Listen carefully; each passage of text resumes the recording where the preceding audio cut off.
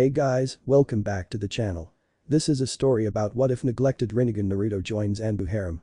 Before I start, please support for more amazing content and do consider subscribing to my channel and share this video with your friends. This is written by Theriku 260, link in the description and support writer. Let's start the video. Sarutobi's office, moments after Mizuki's defeat. Commander Dragon whistled. Damn, that's talent. He was impressed. After watching the whole scene between Naruto and the traitor Dragon, couldn't help but imagine having that in his forces. The kid could outrun and outprank his men since he was 10, and the young Jinchuriki was known to be stealthy even in orange, perfect for Anbu. And after creating hundreds of clones like nothing, Dragon knew his services would be invaluable. Pity he was so young, the Hokage would be near impossible to convince. Yes, his chakra capacity is huge, and with his solid Henja shapeshift, really he has more potential than any of the graduates. Sarutobi chuckled and lit his pipe. Dragon whipped his head up. Impossible. Shape-shifting, as in not an illusion. He drooled slightly when the Hokage nodded and knew right then. Screw the age, shape-shifting took huge reserves, and even then only a few bloodline holders seemed to be able to use it. It was probably the fox, and as such had unlimited uses if Naruto could figure out how to transfer his abilities to become animals or even objects. I want him, Dragon clipped. The Hokage and the Anbu guards gaped at him, wondering if their commander was finally losing it.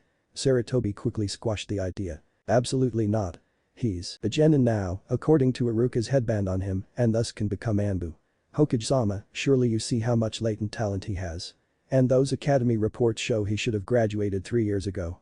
Dragon smirked at the slight wince on his boss's face. Sarutobi had called upon Naruto's file after he failed that afternoon. Needless to say, he was pissed at the revelation that the boy should have graduated at 9, not fail 3 times. Contrary to popular belief, failing the ninjutsu portion didn't stop one from becoming a genin. You had to fail 3 sections. Apparently Mizuki and other teachers would intentionally alter the tests before Iruka saw, yet were stupid enough to keep the originals in the file cabinets. Nobody had ever asked for the orphan's real file, and thus his scores reported a moron. If Naruto hadn't stolen the scroll, he would have been given an honorary graduation in the morning. Sarutobi knew he failed the boy greatly, but letting him in the darkness of their world so early was not something he should allow, no matter the talent. He just made the rank, though. Naruto will be placed under Kakashi. I'm sure he will learn plenty there, and you can recruit him in a few years. He said with a voice of steel. Normal men would let it drop. Dragon was not normal. He faked his death for his village, changed his fighting style in many ways for the ruse. He once faced Tenaiwa Chunin and Jonin with 3 kunai and barely any chakra. He still hasn't spent their bounties completely. Dragon knew not what backing down meant, not when it came to the village's safety. Kakashi is inept in teaching and life at the moment. His teammate will no doubt be the Uchiha, who we both know is a flight risk. Having our Jinchuriki make bonds with a potential traitor is foolish. Sarutobi faltered. Good. Just a little more. Also, being an Anbu who only answer to the Hokage would protect him should anything ever happen to you. And let's be honest. Keeping Naruto away from public eye for several years could finally let their hatred die down. When he leaves, he will be given whatever rank he deserves. What Dragon didn't say was that a few years would hopefully be at least 10. He viewed this as a sort of long-term investment. Why train 3 Anbu that would leave within a couple of years due to stress or wanting something else in their career when you can mold one amazing Anbu and have them for over a decade?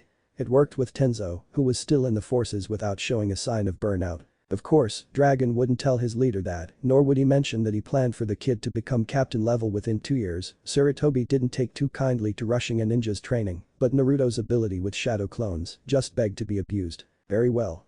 I will consent to this for a time. What squad do you suggest? Sarutobi sighed. He sensed it was for the best for all parties involved, especially the boy he failed, and maybe the squad he was assigned would turn Naruto into a fantastic shinobi. I think Ro would be best. Tenzo can train him into the ground, help him with the fox, and give him some manners. That, or kill him for his boisterous personality. Maybe this isn't a good idea. Nah, your genius knows no bounds, Dragon. Almost another hour passed of the 2 men smoothing out details such as living arrangements and strategies to improve Naruto's diet. Dragon was in the middle of suggesting in a joking way, of course for the most part shock therapy to loosen the addiction, when the door opens and his new subordinate walks in with the scroll, the bright orange lighting up the night. Not even Dragon was sure how he was so slippery in that outfit, but imagining his skill in proper clothes sent shivers down his spine. He put his game face on, not that anyone could see. Time to tell the kid the good news. Who didn't want to be Anbu? 30 minutes later, and after Iruka-sensei gave me his headband, I dropped Mizuki off at the Anbu guard station and took Iruka-sensei to the hospital and came here. Naruto said, ignoring the commander with practiced ease, used to Gigi having a sentry even during private talks. He felt sickened with himself. His own stupidity led to his teacher staying in the hospital overnight. The looks of disgust from the nurses when he handed over his favorite man seemed justified. For once, he had to get stronger to make sure it didn't happen again. The Hokage seat seemed hollow at this point. If he couldn't protect one person, how could he be the shield of the whole village? Well, I'm glad you took the news of your tenant quite well. Seeing Naruto's major look of betrayal, the Hokage winced but continued, and I want to talk about your graduation. I didn't pass. Naruto was panicking inside. The only reason he didn't pass years ago was the stupid clone jutsu. He knew the jutsu now, or at least a variation, so what was the problem? How was he supposed to protect his precious people, however few they were, if he had to repeat another year at the academy? Oh, you pass, Naruto. Don't worry about that. It's just Sarutobi faltered in his resolve, considering changing his mind. He really didn't feel right about this. Fortunately or unfortunately, the Hokage wasn't sure yet. His most trusted ninja had no fears and instead seemed giddy. Like a child with a new toy. I hope Naruto survives his fascination. I wonder how Naruto will deal with Dragon's seemingly personal aversion to him eating ramen constantly. Originally you would have been assigned to a team with Sasuke Uchiha, Sakura Haruno, and Kakashi Hatake. However, putting you under a regular genin squad would be a mistake, both because of your abilities and the security risk of having two high target genin on the same team. As a result, you won't be in the normal forces, at least for a while. You're under my command, kid. Welcome to Anbu. The truth was stretched a bit, but Naruto bought it, if a bit flabbergasted. He recognized the Anbu as Dragon, the top Anbu. Gulping a bit, he nodded weakly. Why am I a high target? He asked. Sasuke was in Uchiha, and the last one at that. Of course he'd be important. But Naruto? No one wanted him here. Why would it be different anywhere else? You're a Jinchuriki, a person who holds a tailed beast. That makes you an asset to Konoha here. Dragon brushed off his leader's Kai. The kid need the truth, not lies like the Hokage thought was best for them. It's a sad fact, but the truth. In times of war, enemy villages will try to take you out first, and missions you are sent on could be sabotaged to either kidnap or kill you. To fix this, having you in Anbu lets you be invisible while you train to become strong enough for these threats. His voice was blunt, but Naruto found he rather liked that. His Jiji lied to him his entire life. Every time he asked about why he was hated or spit on, the Hokage would let slip sweet lies to placate him. This guy, though speaking things he'd rather not hear, being viewed as a trump card and primary target wasn't pleasant, was honest. Naruto found it amusing that other villagers desired him more than anyone here save a few, but chopped it up to wanting the fox, not him. What Commander Dragon should have said, Naruto, is that the shadows are safer for a few years. It is my fault for not ensuring you received proper training from your first day at the academy like the other Jinchuriki do. In Anbu I am able to fix my mistake. If you wish to leave the forces after you become Jonin level, then at that time you can. Sarutobi smiled at his surrogate grandson. That smile fell when Naruto bowed a bit stiffly. Understood, Hokage-sama. I am ready for my first post. Naruto wasn't sure how he felt at the Hokage, but he knew the leader screwed him over. From the sounds of things, he should have been trained or at least told of his burden, not kept in the dark. Normally he would just brush the incident under the rug, but this time his mouth wouldn't let the easy forgiveness come out. Sarutobi knew he screwed up. Losing Naruto's affectionate nickname coupled with a barely held contempt means he lost his respect and trust. Besides being a personal issue, the Jinchuriki had to stay loyal to the reigning Hokage to keep political power in check. He had to gain his trust back. I'll make it up to you, Naruto. I promise. Dragon seemed pleased by Naruto's acceptance. If the kid refused or threw a fit, he would have been hard-pressed to have the Hokage's backing. From his files, Naruto wouldn't have done so, but the possibility was always there. Come with me, Naruto. The men are ready for the bonfire. He rubbed his hands together. Something they've wanted to do for years was finally coming to pass. Every Anbu assigned to Orange duty had fantasies about what was about to happen. Naruto blinked at the comment and dark chuckles from around him. The bonfire? He squeaked. They couldn't mean that, could they? Of your jumpsuits. Don't worry, you'll be issued enough uniforms and off-duty clothes at HQ. The ooh was heard all through the village as Naruto's cries of anguish echoed. Anbu HQ. Naruto gulped as he followed Dragon through the dark hallways that smelled faintly of blood. At the quartermaster, Naruto had signed his life away in blood, promising at least 7 years and less debilitating injuries or specific recommendations from the Hokage. He looked at the uniform given to him, a size extra small Anbu gear set in his arms, the mask looking up at him. It was supposed to be a mouse, its red whisker marks and black nose markings staring up at him, but the features were too vague in his opinion. Naruto's nerves were on high alert still. He was even too nervous to care much about the obvious jab to his height and immaturity. Soon they reached the locker rooms. Locker 123 is yours, mouse. You can change and bring your kindling or old clothes out to the communal area, 2 doors on the right. Tonight you can sleep in the dorm and tomorrow before team practice your captain will find you an apartment in the Anbu complex. Anbu complex? Naruto quirked an eyebrow. He never could find where the Anbu lived or else he would have pranked them. Then again, maybe that's why I didn't know. Yes, the complex. It's a series of apartment buildings that only Anbu and approved jonin can live in. Nobody will question you staying there or vandalize your lodgings.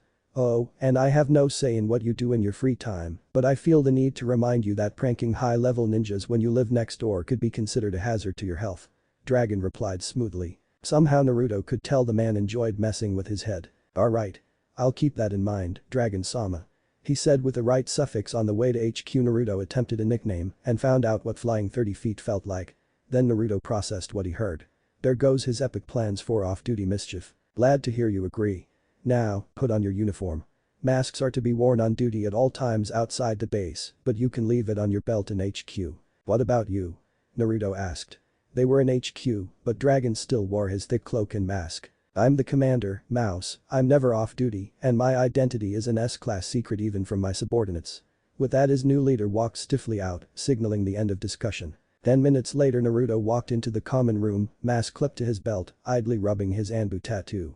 Inside 40 on and off-duty Anbu were gathered around his piles of clothes. Snacks were passed around and cameras were out at the ready. Everything looked oddly normal, considering these were the elite. And I'm one of them, even if I don't deserve to be. Yet. But soon, I'll prove I can be useful. A man with a face-split headband and fish eyes spotted him from a circle of chattering agents. He beckons Naruto over. Welcome, Naruto, mask name Mouse. I am your captain, Tenzo. On missions you will call me Tiger. These are your teammates, Yugao mask named Cat and Hikaru mask named Wolf. The now identified Tenzo was formal and seemed to demand respect. Naruto, still not feeling back to normal after his revelation that he wasn't a kick-ass ninja yet, responded in a very un-Naruto-like way. Thank you, Captain. I am sorry if my lack of skills causes you trouble. Naruto attempted his best respectful voice, knowing the childishness wouldn't be appreciated. The others with Tenzo were slightly shocked by the quiet and polite reply. The Naruto they all knew from childhood pranks would have shouted something along the lines of how awesome he was and dreamed to be Hokage, not apologize for his obvious weakness. Hikaru, known as one of the avid supporters of Naruto's epic escapades and personality, decides his new teammate needed to lighten up or become a mini Kakashi. He flips his long brown hair, giving his new Kohai a light Hyuga smirk. Boy. Chibi, what's a squirt like you doing on Team Row? Honestly, Hikaru was looking forward to having the blonde as his squad mate. He himself was an avid joke enthusiast, not on the clock, of course. He felt that Naruto just needed a nudge after all that happened. Mizuki had already had many visitors after news spread of his attempts to kill Naruto. Naruto grew a tick mark. Who you calling a chibi? And I'll have you know I'll be kicking your ass one of these days. And just like that the dam broke and the old Naruto shined through, if only a bit more subdued and weary from the betrayal. It was as if a slight weight lifted off his shoulders as he defended his height and abilities. Humph, I'll believe it when I see it. Now throw your jumpsuit in the fire and let's start the party. Hikaru drags Naruto over to a contained fire pit. Naruto pales at the prospect of getting rid of his sweets. It's not that he loved the color orange above all others, he preferred red in all honesty, or that he liked jumpsuits, they were hard to maneuver in, but they served a purpose. If he could out-stealth the elite and paint the Hokage mountain in that, he could do it in anything, and it became a part of him, a way to not be ignored by villagers. But, Naruto had a feeling the Anbu in the room would force him to burn them if he refused, and he had no delusions of beating dozens of elites. After a quick moment of contemplation, Naruto steeled himself and tossed the suit into the flames, determination in his eyes. That was my childhood. Now, I'm a Numi and Anbu recruit. I'll become strong enough to keep tonight from repeating or ending in a body bag for someone. Cheers echoed through the room and a hand pounded on his back. A lizard Anbu gave him a noogie and Hikaru tried to stuff a rice bowl down his throat. Before the night waned and he passed out into a creaky dorm bed, Anbu had already become a better home than Naruto's old one. Next day, Naruto stared at his new quarters, his 3 boxes of stuff already stacked neatly in the corner. With break-ins common due to the location of Naruto's apartment in the red light district, it never seemed wise to keep too much stuff around. He dropped the duffel bag carrying the 3 extra uniform sets and 6 off-duty outfits, Anbu pants, long black or green sleeved shirts on the new brown couch. Looking around he couldn't see why this apartment was half the cost of the others. It was small. It was plain. It was perfect. Naruto had a wide grin, giddy despite himself. Yada. This is amazing. Look at this couch, so firm. And this window, no drafts. The kitchen working appliances. And the bedroom so comfy. He ran from spot to spot like a chicken who lost its head. Captain Tenzo shook his head at his newest recruit's enthusiasm, but brushed it off as Naruto never having stuff half this nice. Yugao chuckled. And Hikaru? Well, he joined in. This carpet is so soft. And the chairs are comfy. He bounded around just as much as Naruto did. Yugao face-palmed at the two youngest members' antics. Hikaru. Naruto's apartment is exactly like yours. There is no reason for you to act like a caffeine-high toddler. She honestly didn't understand how Hikaru made Anbu despite his abilities at both Taijutsu and Ninjutsu, he was too carefree. Naruto was an exception, he was young, and both Yugao and Tenzo had plans to beat him into a respectable member of Team Ro. They had a reputation to take back. They used to be the top squad until Itachi defected and Kakashi left, damaging their image. Of course, as she observed Hikaru taunting Naruto from the ceiling and basking in the blonde's odd expression, Yugao had to wonder if it was already too late for a complete makeover. Hey, Yugao-senpai.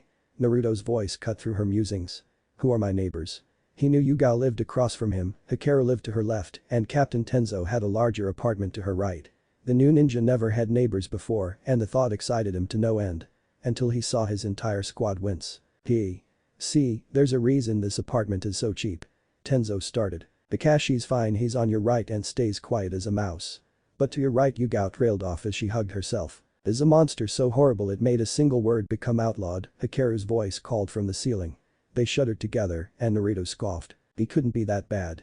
I'll bet you guys are just trying to scare me. Yosh. I hear I have a youthful new neighbor to bask in the springtime of youth with. A boisterous voice appears in Naruto's doorway, accompanied by the most horrible sight imaginable, a green spandex alien. The alien gave a thumbs up and made his teeth sparkle. I am the extremely youthful Mido guy, Konoha's youthful green beast. Welcome, youthful friend. It is most youthful to be an Anbu so young. Naruto paled as the creature grabbed his hand in a handshake that swung him around the room. It was then Naruto noticed none of his new comrades were in sight. Traitors, do the bonds we built mean nothing? In their respective apartments, his teammates each sent a silent prayer of apologies to their youngest new friend. Uzumaki Naruto, nice to meet you. He managed out between poundings into the floor. Guy would have continued, but an aloof drawl stopped him. Guy.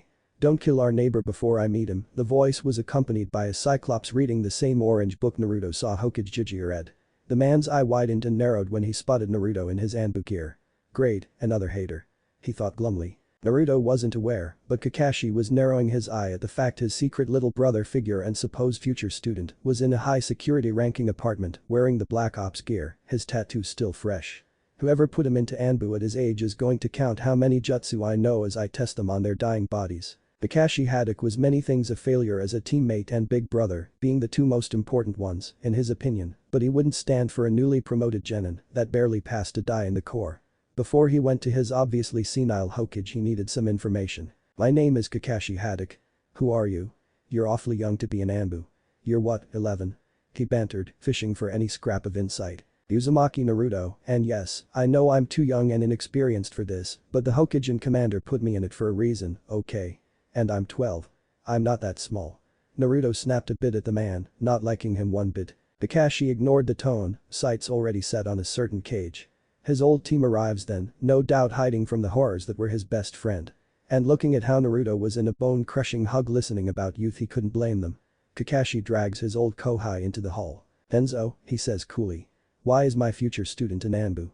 The anger was evident in promising pain for lies. Tenzo met his gaze evenly. Senpai. You will have to take that up with the Hokage. As far as I know, Naruto was put onto my squad for his potential as both a ninjutsu specialist and tracking traps master with his shadow clones. And no offense, but you've never shown interest in him before. Just because you feel you owe a debt to his father doesn't mean you can cast him aside until it suits you. If you'll excuse me, I have a limited time to turn a genin into an Anbu.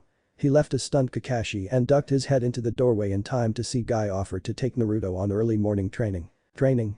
Yes. Naruto said excitably. Training was always welcome. Course, he'd never seen Guy's methods before. Yosh. Then I will wake you at 4 tomorrow, my most youthful neighbor. HM, time to go. Naruto, make 2 clones and have them study the rule and code of conduct books I left in your bag. We have training until 9 tonight. Naruto nodded as he slid his mask on, becoming mouse to the outside world. The people in his complex may come to know his identity over time, but the more obscure he was to the common ninja and villager the better. Yes, Captain. He didn't even try to say Captain Fish Eyes Dragon was bad enough, what could his captain do? Yugao held onto Naruto's shoulder and shunshined them to Team Ro's training grounds. Training grounds, 2 hours later. Naruto was working on katas in slow motion with Tenzo, while 10 clones worked on tree climbing under Yugao's gaze, and Hikaru taught another 10 clones, the Shuriken Shadow Clone Jutsu. As he focused on the forms Tenzo brought to light his situation. We have 4 weeks of uninterrupted training. Every day from 6 am after Gai till 9 at night I will work you to the bone. In this first week we will work on solidifying your basics and hopefully have you master both the Shuriken Shadow Clone and the tree climbing. Like all Anbu in this time the Kawarimi will become seal-less and instantaneous, as it is the jutsu that has saved more ninjas than any other jutsu or tool.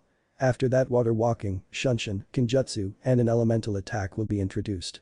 You will also have memorized the Anbu signs and rule book in this time, as well as the map of the Land of Fire. I can already do Kawarimi without seals. Naruto looked away in embarrassment as Tenzo gaped at him. Show me. He ordered. Naruto wouldn't lie, but Tenzo had trouble believing that the boy could learn to use the jutsu to that level without help, no matter how wrong his records were. Naruto instantly replaced himself with his backpack about 100 feet away. I had nothing better to do last summer and read in a book about how getting Kawarimi to be seal-less was a chakra control exercise. I thought it would help my clones. Naruto didn't mention he took 7 months of practicing every day to do so. Well, good work. Then we will replace that time with hand speed practice in general and battle experience with the Kawarimi. What happens after that? A month of training won't make me ready for missions. Naruto scowled as Tenzo wrapped his arm with a twig to correct his elbow height for a grapple move. After that our team will take guard and patrol missions of non-essential areas for another 2 months to solidify teamwork.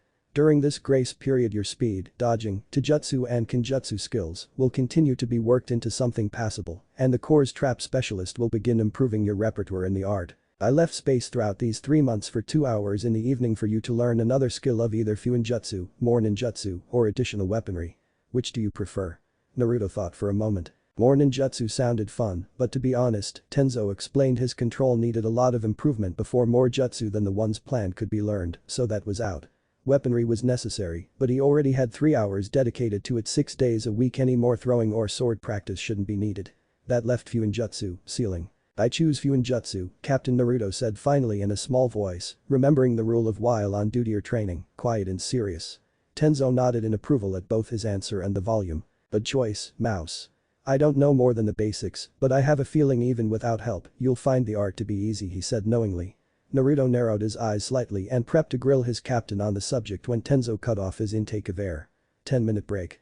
I believe it's time we actually introduce ourselves besides names. The 4 ninjas sat in a circle while clones continue their work, masks off in the grass. I know we haven't really had the chance yet, but let's do proper introductions. Say your likes, dislikes, hobbies, and dreams. I will start. My name is Tenzo. I like Konoha, tea ceremonies, nature, and reading architecture books. I don't like traitors, those who harm nature, and loud people here. Naruto winced. He was much quieter already, but he didn't want to make his captain mad. I am busy as captain of Team Ro, but a hobby would be gardening. My dream is make Konoha strong and help you all become stronger. Yugao went next. Yugao Yuzuki, I like my boyfriend hate Konoha, Dango, and swords. I dislike those who look down on Kinjutsu and those who abandon comrades. My hobbies are sparring and visiting the hot springs. My dream is to become the world's greatest Kinjutsu user. Yo. I am Hikaru Hyuga, the best Hyuga in town. I like my clan, Konoha, and messing around. I dislike seriousness, my clan's caged bird seal, and those who hate pranks. My hobbies are messing with people and origami. My dream is to become Anbu commander and raise a family.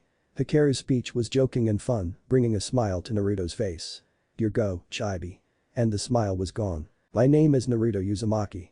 I like Ramen, Hokage-sama even if I don't trust him at the moment was Naruto's unspoken addition, and my new teammates. I dislike traitors, people who mock me, and the 3 minutes it takes for the ramen to cook. My dream well it was to be Hokage, but now I don't know. Probably to become strong enough to protect my precious people. Naruto finished, not noticing the small smiles his teammates shared. That alone made him more qualified for the position than half of the ninja. A job. We have 3 months to make Naruto ready for B and A class missions, let's get to work. Yugao looked determined at Tenzo's words, while Hikaru and Naruto jumped for joy. Boy. Act your age, Hikaru. And Naruto you're on duty. Yugao scolded. Naruto quieted and stood ramrod straight, but Hikaru looked hurt. Oh, but Yugao-senpai, I'm only 15. Let me have fun with the chibi. He pouted. Naruto felt the need to hit his senpai, but held back if only because he stood no chance of landing, said hit last night proved that unfortunate truth. Hokage's office. You let Naruto into Anbu, are you insane, Hokage-sama? Kakashi kept his voice mostly calm, but the absence of his book suggested otherwise. Sarutobi sighed in annoyance at the man's repeating questions. We've been over this before, Kakashi. Naruto is now one of my personal Anbu, not your future student. But, I was supposed to. If you want to play the teach him card, you should have approached him in the academy like I suggested after he failed the first time. Trying to convince me now won't work. Kakashi's head drooped in shame. It's true he should have done more for the blonde besides the occasional guard rotation or donated groceries. However. His head whipped up in hope. If you were to offer a young Anbu some tracking or ninjutsu lessons on his days off Sunday, I believe then I wouldn't have any problems with it. Kakashi beamed at the chance. He'd make this right. Understood, Hokage-sama. In a puff of smoke he left. I sounded so confident while defending my decision to him, but I have my doubts. I don't.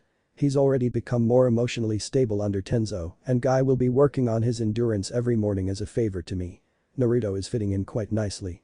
A voice spoke from nowhere, but Sarutobi knew who it was, no matter how well they distorted their voice or masked their chakra. Dragon, he breathed. Report on the initiation last night. Dragon chuckled. The bonfire went well, too well really. Hikaru started a ritualistic dancing. Honestly, if not for his eyes I wouldn't know he was from a major clan that prided themselves on their image. Sarutobi snorted. The same could be said for you, especially before. Perhaps. After a pregnant pause Sarutobi speaks again. Is it wise to separate Naruto from the village for 3 months? I believe so. It gives Naruto time to heal after finding out about his burden and the chance for him to fade from their minds. True, but not telling Iruka and his classmates. Dragon shrugged at the concern. Most Anbu don't spread their identities around anyways, even if it's not forbidden among allies. Keeping Naruto busy will also keep him from pranking HQ or the village, especially as he can spam hundreds of himself. Both shuddered at the thought. Point taken, my friend. 4 am, next day. Naruto was awoken by being thrown into the ceiling. Yosh. Good morning, my youthful neighbor. Let us work our flames of youth and become more youthful. Naruto groaned and reached for his uniform. Give me 5 minutes to get dressed. He mumbled. Guy gave a thumbs up in the darkened room and the flash from his teeth blinded a bleary-eyed Naruto. He worked on pulling the pants on and was moving to the shirt. Guy's patience ran short at this point and helped Naruto change into a green jumpsuit. At 9 am an irate, bloody, and ridiculous-looking Naruto trudged to Ro's training ground. His 3 teammates bit their lips to stop their laughter and dropped it, but not before Hikaru snapped a picture. You look rather youthful this morning. Tenzo said with a straight face. From that day on Naruto set his alarm 10 minutes before 4 and was fully dressed before Guy arrived. 6 days later, Sunday at noon, Naruto was dragging himself up the steps after a grueling 8-hour workout with Guy and his mini-me. Normal shinobi would be sore for weeks, but with Naruto a hot shower and relaxing afternoon eating ramen would cure every ache. However, waiting outside his door was his least favorite neighbor, Kakashi. The man had explained his odd behavior during their first meeting, apparently he was supposed to be his Jonin sensei, but Naruto still didn't particularly like the man who just seemed to ignore you with his book yet still follow your every move. However, his captain and Yuga senpai always stressed manners, so Naruto put on the most polite and fake smile he knew. Hello Kakashi. If you're looking for Captain Tenzo, he is on a mission today. Sundays were his free days, the rest of the squad had patrol. Kakashi smiled behind his book. I was actually looking for you, Naruto. I don't get my team for another week and even then it will be months before we do many missions.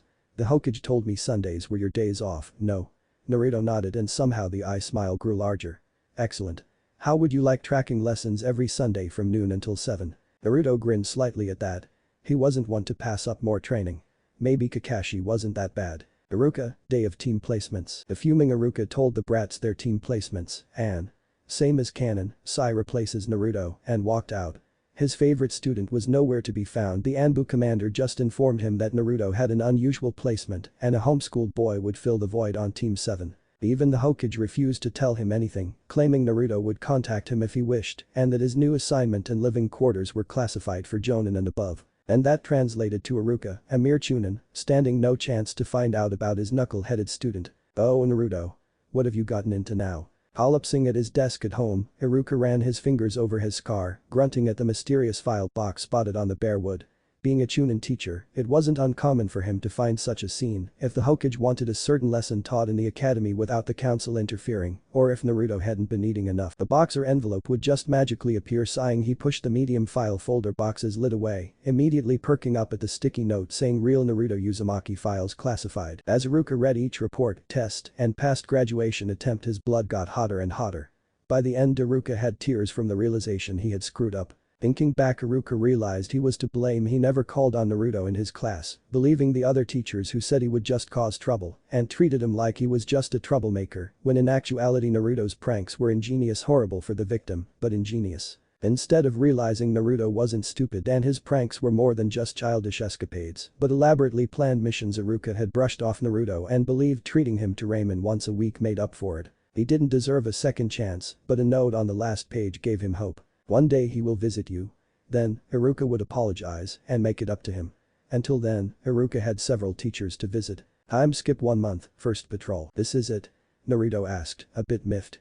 He heard how his appointment to Anbu would let him bypass the dreaded D ranks that Kakashi complained having to lead his students on. But this C rank patrol and guard mission of the hospital seemed to be the Anbu version of D's. No action really, moving through the rafters while suppressing his chakra, he barely had that down now and remaining unseen for 12-hour shifts in uncomfortable positions. The 3 explosive notes he finished this morning for his first mission were itching to be used, but using explosives in the hospital were frowned upon. His patrol partner, Yugao, bopped him on the head. Yes, this is it. What, did you think Anbu was all assassinations and sabotage? Naruto nodded seriously, thinking that yes, that is what he signed up for. Well, it's not. Every squad has both village duties and border patrol to go along with the higher level missions. Now be quiet and go guard the front lobby. And remember the radio and shadow clones for emergencies. Naruto sighed and left for his mission. The posts for the Anbu split each floor into 2 sections. Team Row was assigned the bottom 2 floors while another managed the top 3. From his perch, Naruto had a front row seat to all the hospital drama. It was horribly boring, but a difficult man at the desk looked promising. Sir, please calm down. I will not calm down. Not until you take me to my son. A simple C rank to river, they say. Simple my ass, he's been in heart surgery for 6 hours. A burly civilian waved his fist in a threatening manner and the nurse gave the signal for his intervention. Code anger, Naruto whispered into the headset. Code anger translated into a civilian on the verge of physical violence. Appearing between the Mednin and the red-faced father, Naruto said the rehearsed lines Captain Tenzo drilled into his head the past 2 days. Sir, my apologies for any trouble, but the healers are doing their best. Please be patient and sit down. Naruto pointed a finger to the nearest seat, feeling very much like a crossing guard rather than a shinobi. A fist comes at him and only the reflexes his training ground into him allowed Naruto's hand to grab the meaty glob, pumping chakra to match the strength of the man 3 times his size. Calm down, hell no, you ninja always order us civilians around and I'm sick of it. He shouldn't even be a ninja. Take me to my son, now. Yugao shunshin behind him, knocking him out with a tranquilizer. Naruto inclined his head gratefully and 2 orderlies dragged the unconscious father away. Relieved, Naruto turned, nodded to the grateful but perplexed nurse, probably not used to a 5'2" Anbu, and disappeared to his post again. Good work, Mouse, Yugao's voice praised from the headset. Naruto smiled slightly. Maybe guard posts weren't so bad. Naruto, in his off-duty gear, dived under a branch in pursuit of the package. Kakashi was having him practice the capture and retrieval aspect of Anbu, and his tiny summons Pakken was deceivingly elusive for his size. Naruto refused to give up, however. Ramen was on the line. Ever since Naruto joined Anbu, he had a sneaking suspicion everyone hated Ramen, or at least him going to get Ramen. Monday through Saturday lunch and dinner were packed affairs to save time, while Sundays were too exhausting for him to want to trudge across town in the opposite direction of the apartment for Ramen. The couple of times Hikaru treated him, they always stopped at the Benkunai, a bar and grill for active former Anbu. Deliveries were impractical as well for his favorite food. Naruto was stuck to instant ramen and a thief was going around the complex that only stole the instant cups. It was an outrage, as the bastard was able to bypass every trap he set up, even the barrier seals. But Kakashi had given Pakken a scroll to carry today. If Naruto caught him, he would be treated to unlimited ramen at Ichiraku's. Nothing would hinder his quest. Almost there. The pug diverted himself from a mud pit trap and blindly charged past another set of explosive tags. Closer. Pakken rounded a corner where 5 clones waited. He dodged 3, but 2 more were waiting with a net and glue. I hate you, he growled in a rough voice as he tried to clean his paws off. Naruto smirked and grabbed a scroll. I win. A slow clap sounds from behind. Kakashi and Dragon materialized from the trees. Impressive, only 1 hour to capture and even I couldn't track Naruto most of the time. Kakashi complimented with an eye smile. Dragon whistled. To keep up with a ninkin after only a month. Not too shabby. Not good enough, but almost passable. Naruto beamed at Dragon's roundabout praise. Dragon was harsh at times. Bi-monthly inter-squad training he led still left bruises on Naruto's spleen, but he was fair. If Dragon said it was almost passable then it was almost good by normal standards. And again, Naruto was in Anbu, everyone else's standards didn't apply to them. Thank you senpai, commander. Naruto bowed. Before he would have loudly proclaimed how of course he was awesome, but that died the day Iruka almost did. Well, that Intenzo tossed him or burned a ramen cup every time he boasted or acted rude. So much precious wasted. I think you earned the ramen, Naruto, my treat. Kakashi noticed Dragon back away slightly to the side but didn't think much of it. Until he was flapping in the wind as Naruto forcibly dragged him towards the stand. What are we waiting for? Ramen calls me. Blessed Ramen, here I come.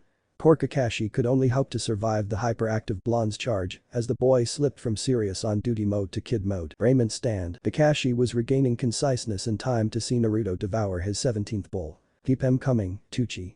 Kakashi senpai is paying. Naruto cheered. Tucci chuckled, glad his favorite blonde was back. His stand needed the money. Naruto. Where have you been for a month? Even your apartment was cleaned out. AM swatted Naruto with her towel to gain his attention. Seeing the red aura surround his big sister he gulped. Well, AM. I passed and am now part of a special assignment for the Hokage. Kakashi interjected. Anbu weren't really supposed to advertise their status, those that figured it out, fine. Otherwise. Need to know only. He shoots Naruto a meaningful look, at which point the blonde nods. Yeah, a special assignment.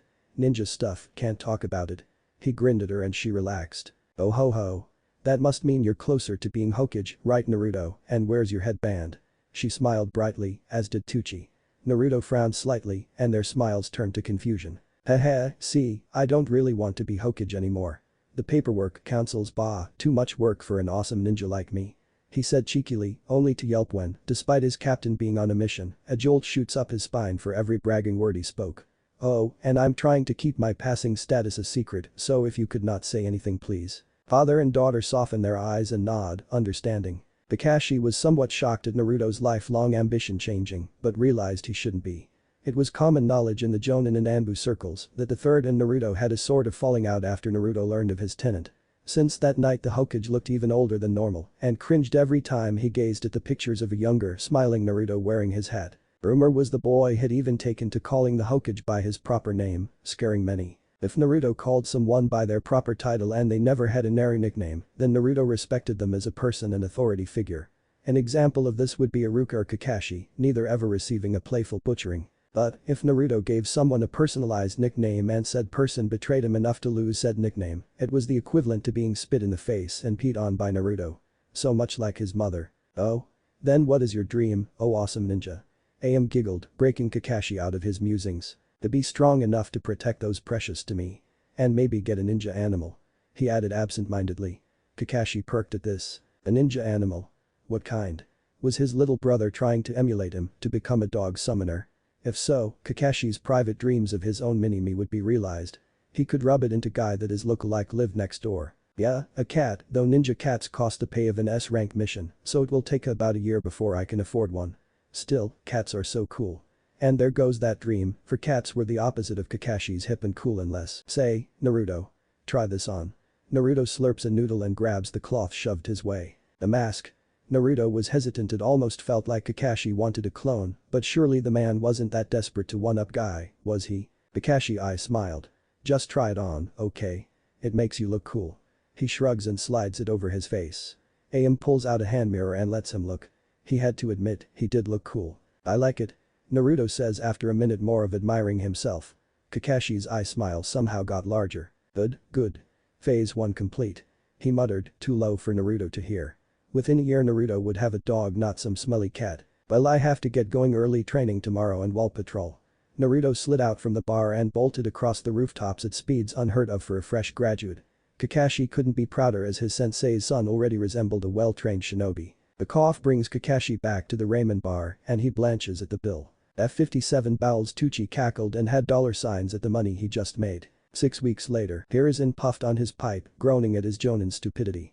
A simple C rank turned into a B or A rank 1 after the group was attacked by the demon brothers, missing ninja from Kiri. Normally the procedure was to kill missing ninja and take their bounties, as interrogating every renegade genin and chunin wasted resources. But these two were from the Bloody Mist, an island nation so tight-lipped even Jiraiya had yet to get reliable intel on the smallest of the Great Five in years, and these demon brothers had only defected 13 months ago. "Let me Team Ro," he spoke to what appeared to be thin air.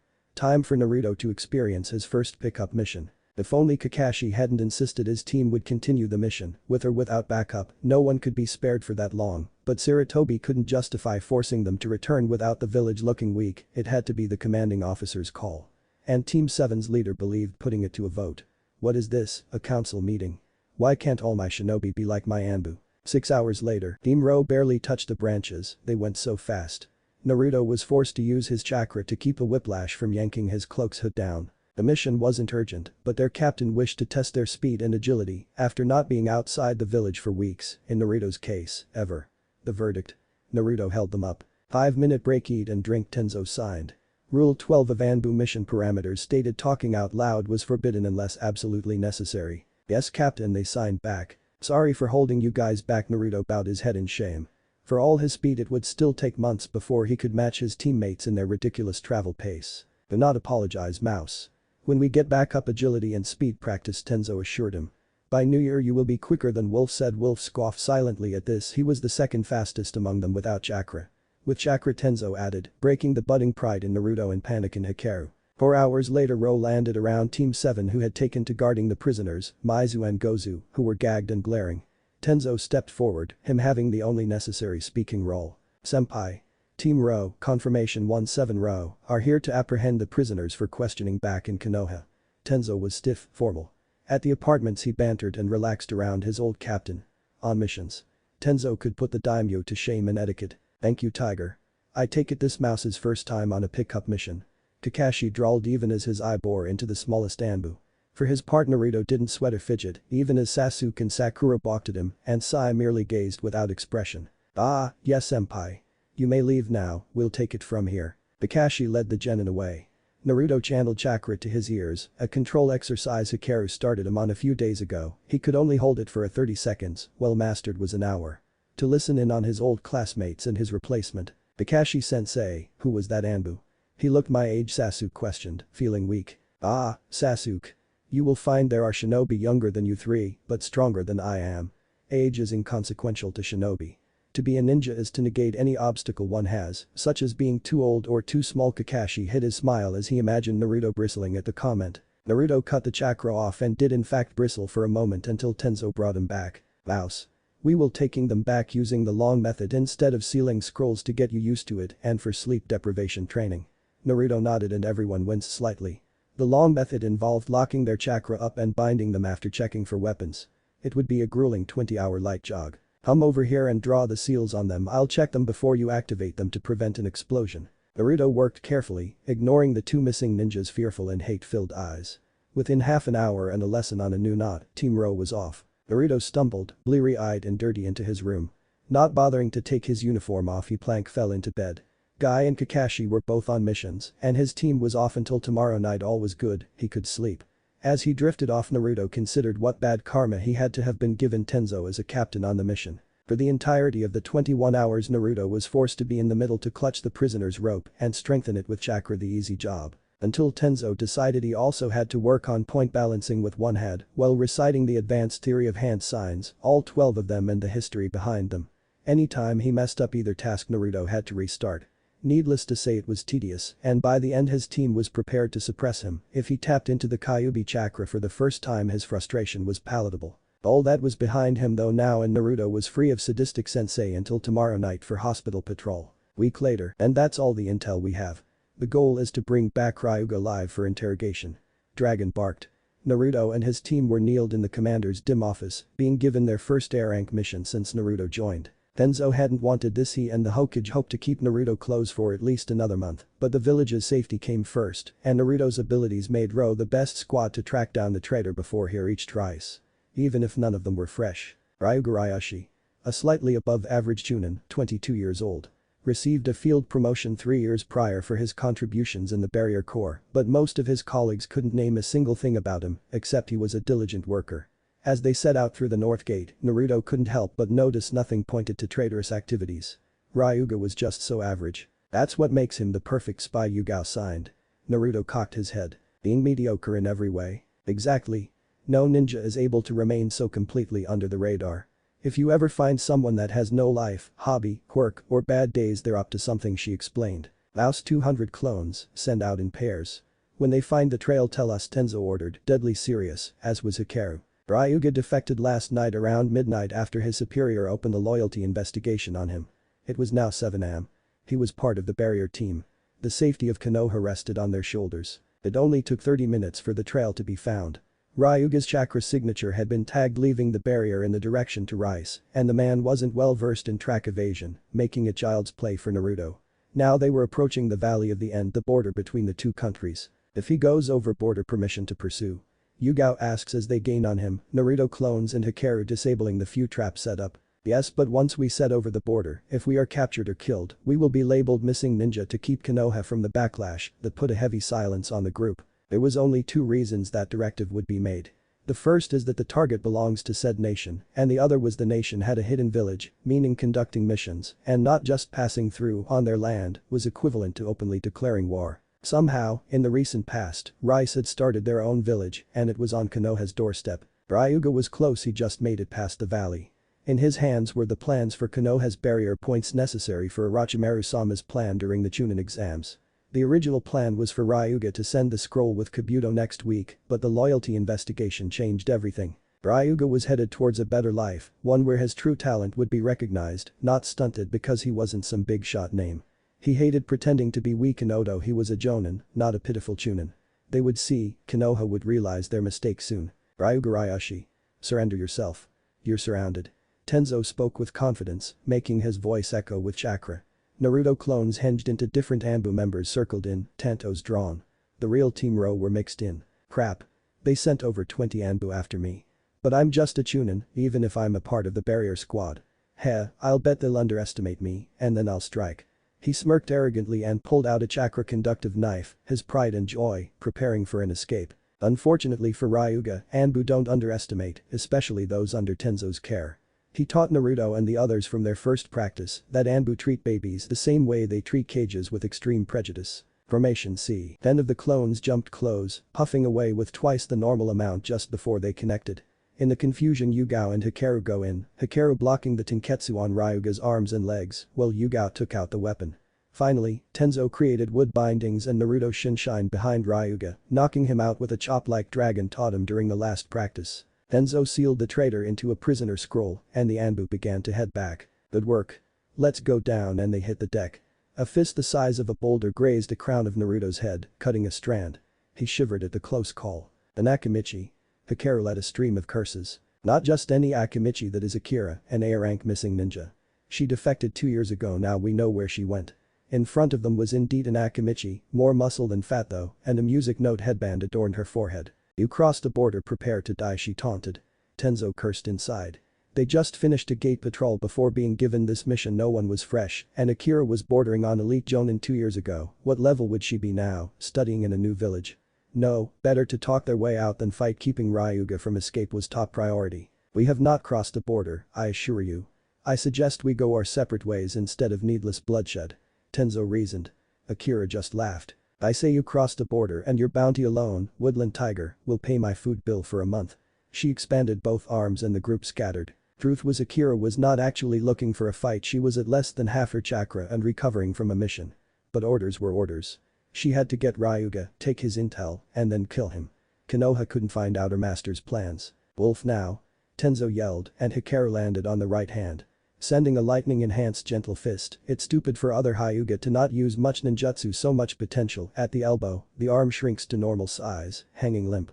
Hikaru is hit by the left hand, however, and is slammed into a tree. Yugao blocks another punch with her sword and preps the planned counter-attack, only for both to be blown away, screaming with blood pouring from the ears. How do you like my decapitating sound waves, kitty cat? Akira sneers, showing holes in her fingers letting out sound waves.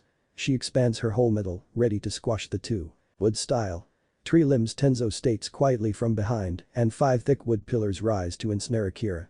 Meanwhile, Naruto and 2 clones pick up the unconscious Yugao and Hikaru, taking them back to Konoha's side, but not before receiving a burst eardrum from a disrupted sound wave. Like this can hold me. Partial expansion jutsu. And 1 finger from the non-blocked hand enlarged, sending Tenzo into a tree with a sickening thud. Tenzo bursts into wood and the real one rises out of the ground. Sound waves tear his armor apart, giving him deep lacerations in the torso. "Take that, you bastard." She ground out. Akira had let loose the last of her chakra and the wood bindings drained the rest away. She struggled to stay awake but smirked, wanting to go out with a bang. Tenzo sees this and finishes with a plan. "Now, mouse." Tenzo shouts as he slumps against a tree. Naruto switches with a destroyed clone. 6 hand signs later and his second elemental jutsu impacts Akira's head. Wind style. Air Force palm and a compressed vacuum of air fires into the woman's skull from his hand center, blowing her brains out. Mission accomplished. Tenzo whispered and fell unconscious. "Captain." Naruto was frantic. After sealing what was left of Akira Akimichi, he lugged his captain over his shoulder, balance broken from his burst eardrum. It takes almost 5 hours for Naruto and clones to reach the patrol near the gates. Immediately his team was taken to the Anbu hospital and Naruto was rushed into a meeting with the Hokage, commander, and Danzo after a quick healing session. "Anbu Agent Mouse, we are here to have an oral report on Ryuga's capture and apparent death, seeing as the scroll containing him was damaged beyond salvage when your captain, Tiger, was injured." The Hokage was grave. On one hand, Ryuga failed in handing over the information to whomever he was trying to and an Air Ankh Rouge was taken out. On the other hand, they couldn't interrogate him and both of the dead were damaged beyond a mind scan. A hollow victory, really. Hokage-sama. Team Ro, after a 12-hour shift, was summoned to track down the traitor Ryuga Ryashi. "We set out from the north gate." Naruto took a deep breath as he completed his reported. His stomach churned as his superiors seemed to loom down on him. He followed orders to a T back up. Twice he saw an opportunity to jump in before the signal or to rescue injured parties, and twice he let the opportunity slip past because of orders. Yes, they won. And yes, everyone was expected to survive and be back on rotation in a week. "I see you blaming yourself, Mouse." Dragon cut into his thoughts. "You were not ready for this mission yet, but you performed it to a high standard. We lost a valuable source of intelligence, but we kept everyone alive. That is most important here. Ryuga didn't escape, marking this as a successful mission. Do not coddle the boy." The mission parameters were clearly to bring Ryuga back and keep him from any outside forces. They did that. Being alive was preferable, but be grateful our secrets weren't leaked. Sarutobi stopped Danzo from tearing Naruto down. The boy was tired, injured, though he was mostly healed by now, and beating himself up over his inability to do more yet. "Go rest, Mouse. You will spend the week under my tutelage until your squad is ready. Be at HQ tomorrow at 9. Oh, and the bounty will be split evenly between your squad." Dismissed. Naruto wordlessly disappeared in a shunshin, longing for his bed. "You put the weapon in Anbu, but still you coddle him. For shame, Hiruzen." Danzo sneered as he hobbled out. "That was his first kill, correct?" Sarutobi asked with an eye roll after the elder left. Dragon nodded. "Tomorrow it will hit him, after he is rested and settled I'll give him the talk." Sarutobi closed his eyes, wishing he could be the one to give it, but knowing Naruto still hadn't completely forgiven him. "Very well then. Sunday, 2 months later. You'll have to do better than that," Naruto said as he danced around the field, dodging Sasuke's endless stream of fireballs. It was funny outmaneuvering his former rival, but he also felt bored. Was he really Rookie of the Year? Sheesh, I could take him without my hands now. Naruto had spent a week being Dragon's training dummy disguised as actual teaching. Naruto had walked into the HQ training room sick to his stomach as he realized he killed someone. He looked at his hands in horror at what he did until the commander cleared his throat. Dragon told him bluntly, "You kill, that's what a ninja does. You didn't enjoy it, that is good, that means you're human, but grow up. Killing and dying for the village is a part of our job. Now prepare yourself. You're mine this week." And without another word Naruto was sent flying with a punch. Hell Week had commenced. Dragon called it dodge, and speed training Naruto had called it being a dragon's shoe toy 101. That was 2 months ago, and since then his team had upped their training to prevent such a simple enemy outclassing them with an unexpected trick.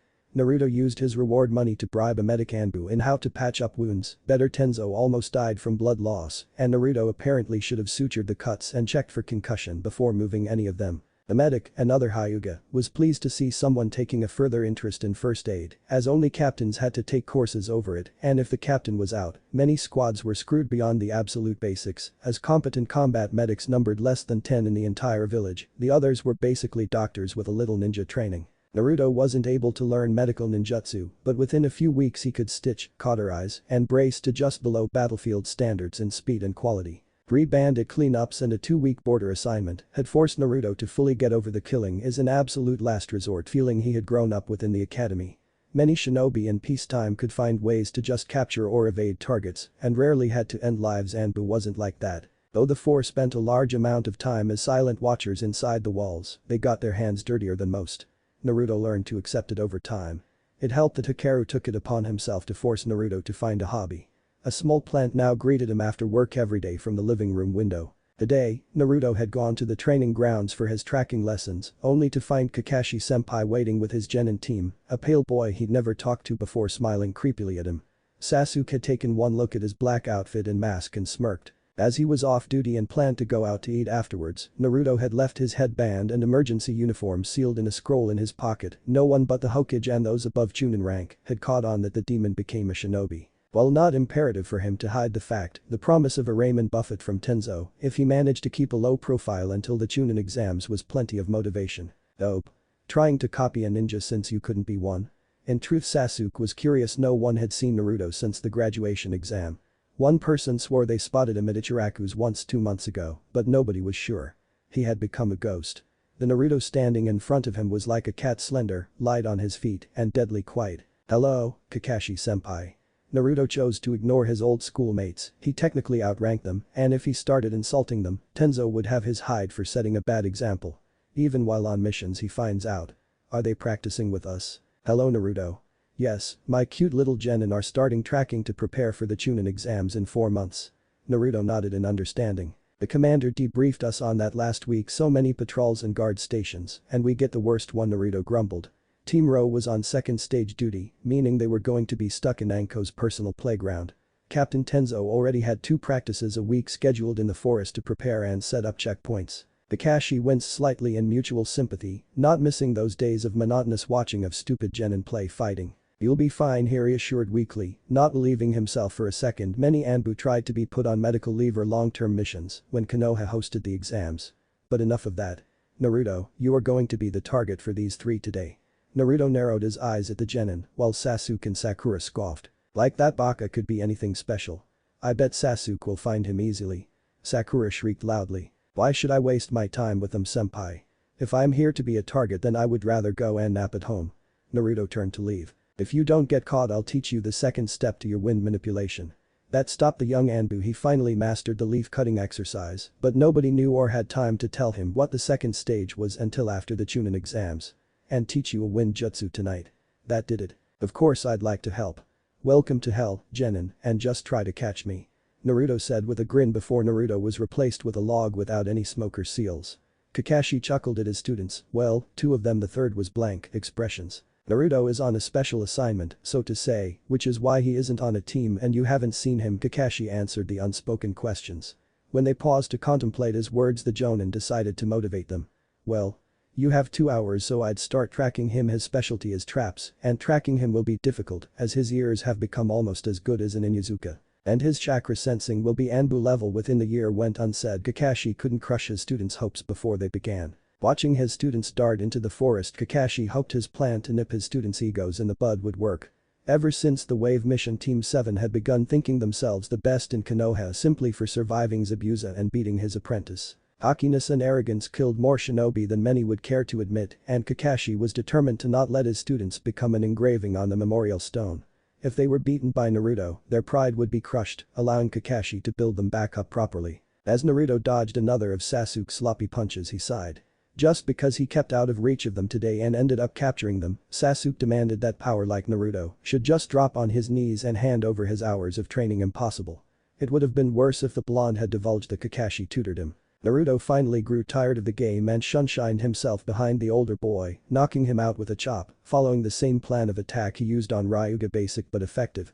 Dragon always said flashy jutsu were fine, but a kunai or fist usually got the job done. Lately Naruto had started to see the logic in that worldview. Sakura and Sai stood a bit speechless.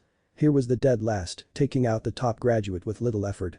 Sai was of course stronger than Sasuke, though he was ordered to only show it in emergencies, but he was still surprised. Kakashi clapped slowly from a tree. That was a very decisive victory, Naruto. Sakura, sigh, take Sasuke please and let him recover his pride alone. Oh, and you are not allowed to talk about your training here today or about seeing Naruto, am I clear? He bore his eye into them releasing killing intent. Sakura and Sai give affirmations and carry their unconscious teammate away. After they vanish down the path, Kakashi Eye smiles at his least annoying student. Naruto, I believe I owe you a jutsu. 6 hours later, wind style. Drilling air bullets. Naruto whispered on Team Row. One had to learn to barely whisper the attacks unless in a pinch, and his 3 teammates actually had enough control to not use the speech release for focusing chakra on the lower rank jutsu, pushing his stomach out with chakra before compressing it, expelling 2 masses of compressed air towards a boulder twice the size of Kakashi. The 2 hit and the boulder was cracked straight through the middle. That's enough for the day, Kakashi ordered, and Naruto collapsed to one knee. For not completing your elemental manipulation yet, you show surprising ability with the A-rank jutsu. With practice and cutting the waterfall, I'm sure you'll be able to get up to 6 bullets. Kakashi Eye smiled as Naruto groaned and fell face first into the dirt. Of course, using a stronger call would give you a cushion of control. He added. You know why I can't do that, but thanks, Naruto mumbled. I have tower patrol for the week so I can send clones out to work on the waterfall. He wasn't happy about being given the right corner position for the entire week, it was the only spot that required a constant stream of the chameleon jutsu. Yugao and Tenzo swore it was to make him master it, but Naruto suspected they were just too lazy to do it themselves. Hey, senpai? Naruto asked hesitantly after a moment. Kakashi gave the go-ahead motion. I asked a Hokage about my parents again, and he said he didn't know about them, but he had that look in his eye, the one when he's lying to me, so I was wondering if you knew about them. Kakashi winced inside, hating himself for what he was about to do. I can't answer that, Naruto, so stop asking, he said harshly. Naruto flinched at the tone, and Kakashi went back to his cheerful tone. Anyway, it will take months to split the waterfall, take your time, and I'll see next week. And Naruto was left alone to crawl back to his apartment. Next day, after shift, Naruto rolled his muscles, stretching after a tedious day of standing without being seen and listening to the Hokage do paperwork. A few times Jonin and Genin squads would show for mission assignments or reports, but the sound of stamping was the only break in silence. Then Kakashi's team came in for another C rank, a diplomatic one requiring the Hokage's approval. Kakashi. I thought I told you to stop spending time at the memorial stone for hours, you're 3 hours late. The Hokage growled slightly. Naruto latched onto the words memorial stone, I've heard of that, maybe my parents are on there. Why didn't I think of that before? Naruto, longing for any scrap of his past, determined himself to unravel the mystery of where he came from. After that, Naruto had counted the seconds until his freedom. He set a new record for changing into his street clothes and darted out of the dim base. At the stone, Naruto ran his fingers along each name. Kido Ushio, Sakura Izumo, Kushina Uzumaki bingo. Writing the name down inside the cover of the history book Tenzo had assigned, Naruto took off back to HQ. Kushina was the only Uzumaki, making her most likely his mother. If the third never told him, that meant it was another secret, a secret kept in the basement of the records vault. At Dragon's office, excuse me, Dragon-sama. Naruto stood ramrod straight, showing the most respect he could. He had to get on Dragon's good side. Ah, mouse. What does my favorite punching bag need? He sounded amused. Naruto resisted the urge to twitch, missing his mask already. I request to be assigned the records room rotation this week. Naruto said bluntly. Dragon hummed. Really? Now why would a young agent like you request the most monotonous post? Naruto had his excuse ready. This week Captain and Yuga-senpai are leaving on Wednesday for a special mission, while Hikaru-senpai is putting in for a vacation until they return Sunday. I wish to earn extra money for a better sword and extra Fuinjutsu lessons from Jiraiya-sama when he returns for the Chunin exams. I am told the records rotation pays more than others. Everything Naruto said was true. He did need extra money, records paid equal to a C rank and a half each shift to bribe Jiraiya-sama into teaching him for a couple hours on seals. Naruto was on level 2 and level 3 was proving to be too much without a tutor to clear some things up, and his squad did leave him for the week. Naruto originally would have taken the several days off as a reason to stay in a secluded training ground, camping supplies in hand, and work non-stop on wind manipulation and his new jutsu. Now he'd sent 10 clones to make progress on the waterfall while he snooped for his birth certificate and probable mother's file. Very well, report tomorrow to Lizard for your post. You'll be in the lowest basement for the next week. Dragon shooed him away. When his subordinate was out of earshot, Dragon allowed a chuckle. It's about time you started searching, you're ready to know, even if our Hokage can't see it yet. Though his manipulation skills need work. Oh well, I guess another private session is in order. Apartment. Naruto was too giddy to sleep. He would have a week to send clones into the complex. His parents were at his fingertips. It was this elation that caused Naruto to be on the floor, kunai pressed to his neck. Mousy-chan, you make this too easy, a sultry voice whispered in his ear. A shiver ran down his spine at that. Only one person was like this. Enko-senpai. You made your point, please get off of me. Naruto tried to stay calm. He found that when dealing with Enko, going off the deep end just turned her on. Oh, but this snake likes mice for snacks. Why can't you play with me? She pouted and got off him. Naruto breathed out, letting his heartbeat slow. I take it Kurenai left you for Asuma tonight again? Naruto asked. Since she moved into an apartment down the hall a month ago, she always bothered him, Kakashi or Yugao, when Kurenai wouldn't let her in her own apartment upstairs. Anko pouted. Yeah, and no one to mess with a T&I. She looked hopefully at Naruto. No. Absolutely not. I won't pay for your dango. Or let you stay here tonight on my couch, even if you do swear it's more comfortable than yours. He made the X sign with his arms to emphasize his objection. What if I taught you how to make and use a sleeping poison this week so you won't have to buy them for missions? Damn it. He had been trying to decipher that recipe from the Common Poisons and Sleeping Toxins for Dummies book for weeks, but there was a reason poison makers were very rare, as he couldn't figure out the right mixture balance and kept killing the rats he bought for practice. And, really, the fact that in Naruto most shinobi couldn't do a bit of everything made them little more than magical soldiers. Instead, they should all understand the basics of most areas, if only to save money on supplies. Money didn't grow on trees, and his squad's allotted supply funds never seemed to cover the want items like basic poisons that made transporting civilians or the injured easier, as carrying them while awake was dangerous if attacked, and stasis scrolls were dangerous for non-shinobi, as it linked to one's chakra, and civilians didn't have a developed network. Team Ro was lucky to not need to sedate anyone yet, because a pack of 3 needles cost more than a full C-rank mission. Fine. I'll pay for 10 plates of dango and you can sleep on my couch tonight. But I'll expect I'll be able to make that sleeping poison this week. He relented. When I'm through with you, you'll be completely immune to it and be able to whip it up and store in 2 minutes. Dango, here I come. And she charged towards her favorite dango shop, Naruto over her shoulder. Agent Mouse, reporting for patrol duty of the records tower. Naruto greeted his temporary commanding officer, Lizard, looking straight ahead into the dimly lit office. Lizard glanced at him and the papers Naruto handed him. So you're the brat dragon promised me for the week. What did you do to get dumped down here? Lizard drawled. It was obvious he was bored. The talk of HQ was that 10 years ago the man was one of the top Anbu, one of the division captains. But then he received a debilitating injury, ensuring he'd never be an active shinobi again. Problem was, he knew too many secrets and a lot of higher-ups wondered if letting him go would put the security of the village at risk. The council debated for days about having him killed, half-hearted, of course, but they were ninjas, or to just trust the man to never give out secrets or be kidnapped by another village for said secrets. The compromise. Captain Lizard became the bookkeeper. The man who knew every single grain of dirt on Konoha. He never had any family or real hobbies before, so he lived inside the complex, among the shadows of Konoha's darker side. Nothing sir, I just needed the extra money for intermediate sealing lessons as an orphan. Any extra skills I want to learn, I need to pay for. Oh. Sealing is an obscure art, why would an Anbu wish to learn more than the basics? Lizard knew who Naruto was. Heck, he was one of the Anbu that found Naruto laying next to Kushina's corpse, and all of Naruto's records were kept in the basement. Dragon had suggested Naruto be given access to that level, about damn time in Lizard's humble opinion, but Naruto wouldn't know about his heritage until after he found the records, unless someone introduced him to the art. My captain recommended it, and I am picking it up at a relatively quick pace. I am almost finished with level 2, but the barrier between level 2 and 3 makes learning without a tutor unwise. I already littered our training ground with enough potholes. But why would you waste your money on more lessons? The basics are more than enough for an Anbu squad, and I don't hear any desire to join the barrier corps.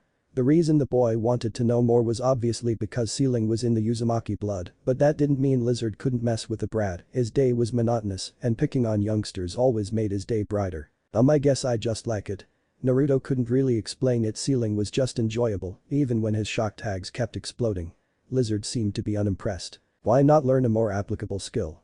Naruto seemed to stiffen at this, and Lizard smirked. Degrade in Uzumaki's sealing and they lost it.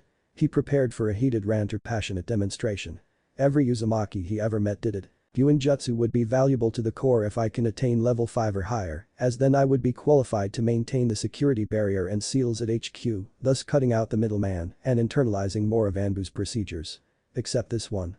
Lizard frowned, he should have known that Killjoy Tenzo would feed that duty crap to his young charge. What Lizard didn't know was that Naruto, like any true Uzumaki, did in fact have a don't mock the seals rant prepared. But, like any good Anbu, one that was deathly afraid of their captain and other superior officers, Naruto bit his tongue and went down the path of not being punished for insubordination. DSCH. You're the only boring one I've met. Now get out of here, Trout is waiting for you on B5 for your shift. Lizard waved Naruto away. Naruto bowed and left, confused at the last statement. The only boring one I've met. Most Anbu are boring though. He pushed those thoughts aside as he reached floor B5. A brown-haired Anbu waits, his trout mask almost ghoulish in the fluorescent light. Agent Mouse, I am your commanding officer for the week, you can call me Captain Trout. It is an honor to work with you, Captain. Naruto's heart raced, so close was he to finding out about his past. Respect good for one so young. Which squad do you come from? Team Row, Captain. That explains it, Tenzo's team. Next time you see him, remind that idiot he owes me 600 Ryo, okay. Trout says offhandedly, like he really didn't care that Naruto's captain owed him so much money. Oh of course sir. Best to go with the neutral route. Good, my little Kohai. He pats Naruto on the head, much to the blonde's hidden ire. Follow me, I'll teach you the ropes today, and tomorrow you'll be assigned a sector to watch over.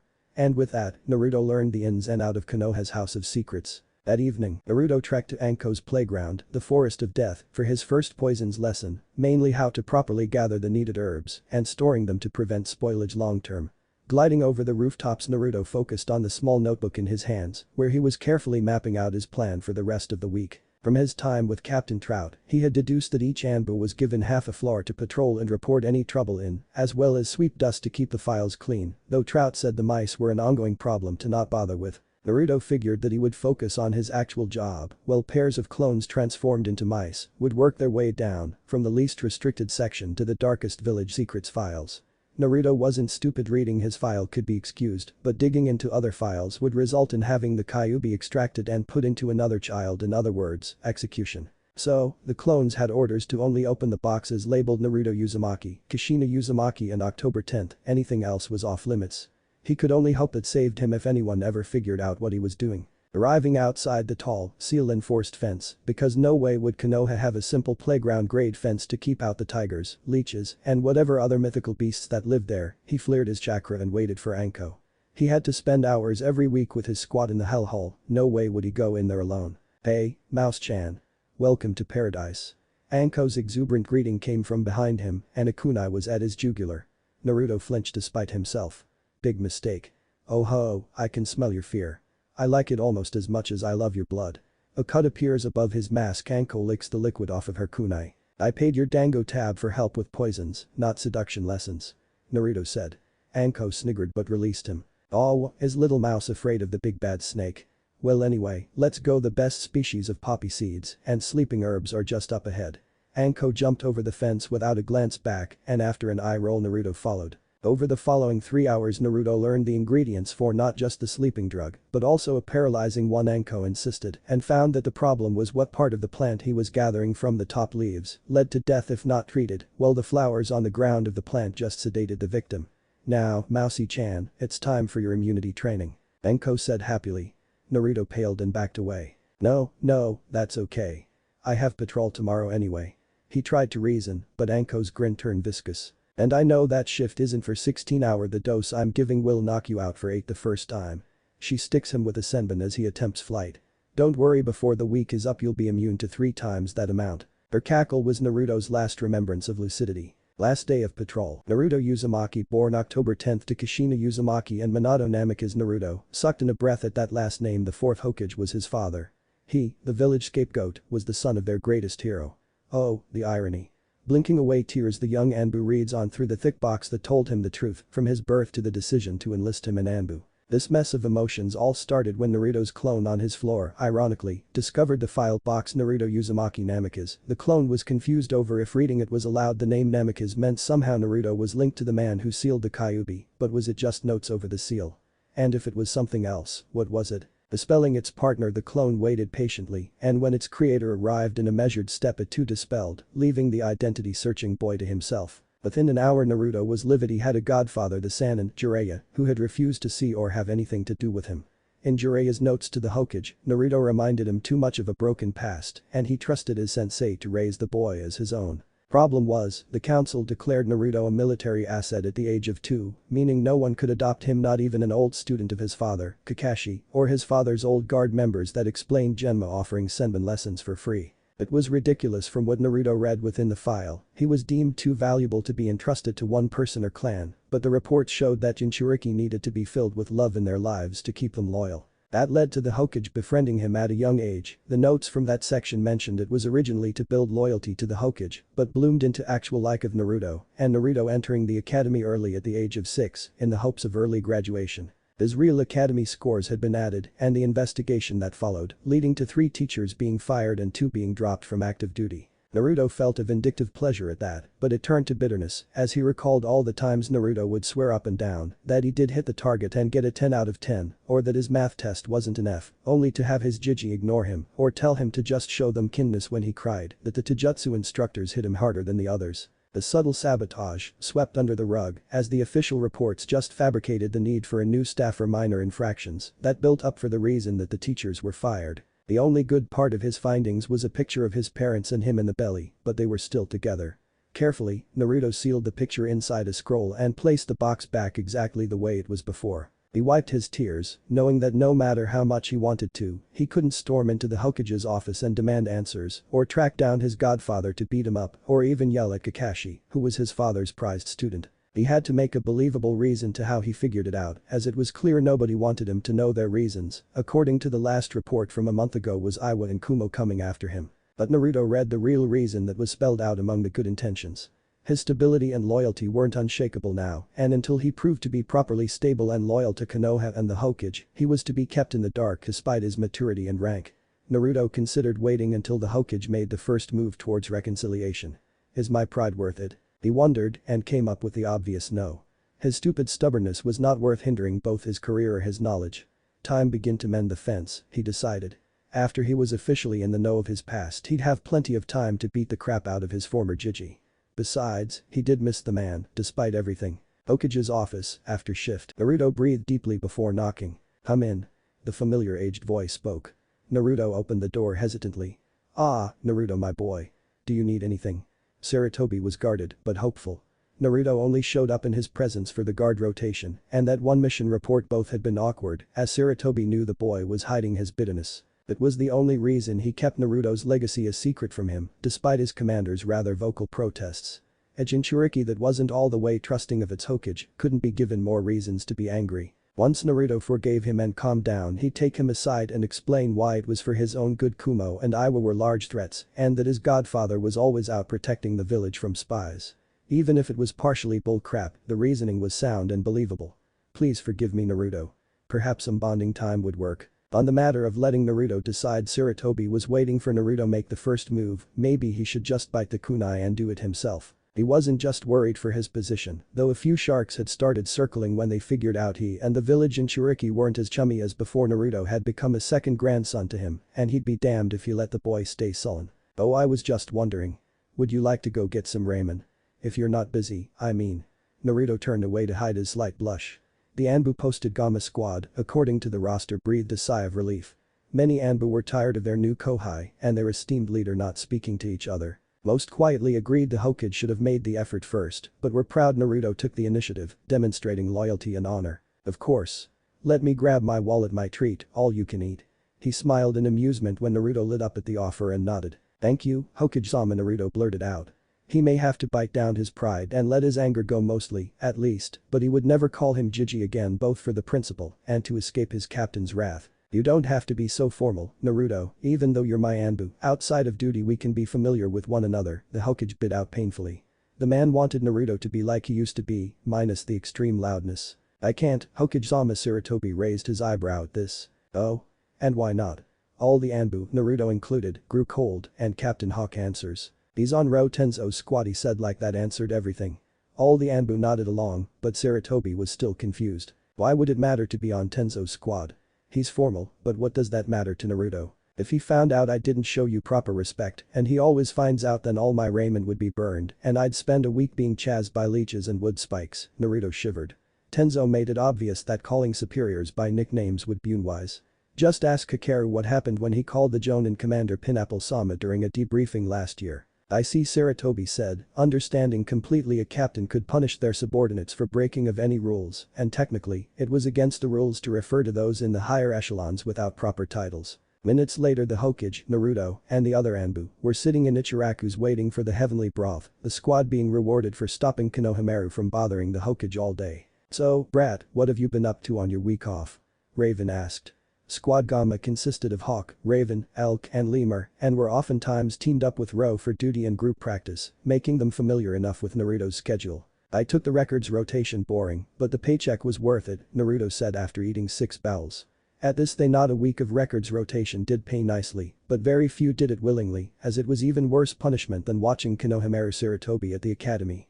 "And Anko taught me 2 poisons, a sedative and a paralyzer, as well as beginner resistance to them. Most of the common ingredients for poisons were free for the taking in the Forest of Death or surrounding areas, but gathering said ingredients and mixing them properly was too difficult without instruction, even with a guidebook allowing suppliers to overcharge shinobi." Hawk thought for a moment before speaking. "Say, Naruto. Would you be willing to teach me those 2 poisons? My squad does a fair amount of retrieval and prisoner escorts. The pre-made ones always bankrupt us." Sarutobi frowned slightly at this obvious hardship to his shinobi as he listened but didn't interrupt, wanting to see how Naruto interacted with his comrades. "Sure, if you teach me 2 of those advanced trapping knots." Naruto wasn't running a charity, and the 2 he was talking about were perfect for anchoring wire or rope in high-speed wind conditions, and seeing as Naruto had a wind element or could travel to the land of wind, it was needed, but still be able to be activated with a touch of chakra to the lead string. Problem was, almost no one was adept at those knots, and the book that contained this knowledge was pricey. But Hawk was the second best trapper and active Anbu. Naruto was 6th already according to the leaderboards, and thus could do them in his sleep. "Deal," Hawk said immediately. "Kakashi won't be back from his mission by tomorrow. We can start the lessons then." Naruto smirked and they shook hands, both drooling at the prospect of new abilities. "Of course, even with those knots you'll still be years behind me," Hawk added, and Naruto scowled slightly. "I am pleased to see my Anbu squads work to make each other stronger to protect Konoha." Sarutobi chuckled. Naruto gave a real grin from behind his face mask and dug into his 10th Mizo ramen with gusto. For the next hour Naruto joked around and reconnected with the Hokage, the Anbu giving them space after eating their share. Gucci and AM stole glances at the 2, but withheld themselves from conversation to allow the much-needed bonding time to flourish. 2 days later and Naruto was back for Ro's first practice in almost a week, his wallet stuffed and a weight off his shoulders. Well, almost. He didn't trust his cage on a personal level anymore. He'd die for him, defend his decisions for the village, and kill for him. Trust him to tell him the truth? Hell no. The last few months had allowed Naruto to come to the conclusion that while, despite everything, he didn't hate Hiruzen Sarutobi and could rationalize his choices for the sake of the village, didn't mean the man wasn't going to incur his wrath later. The Hokage seat was most definitely not for him, and that he personally hated what the position made someone become. His dream of protecting his precious people and getting a ninja cat was noble enough for him. "Thank you very much. I'm glad we're all here. I take it you 2 were productive?" Tenzo asked, the ghoul face he was known for shining despite it being daylight.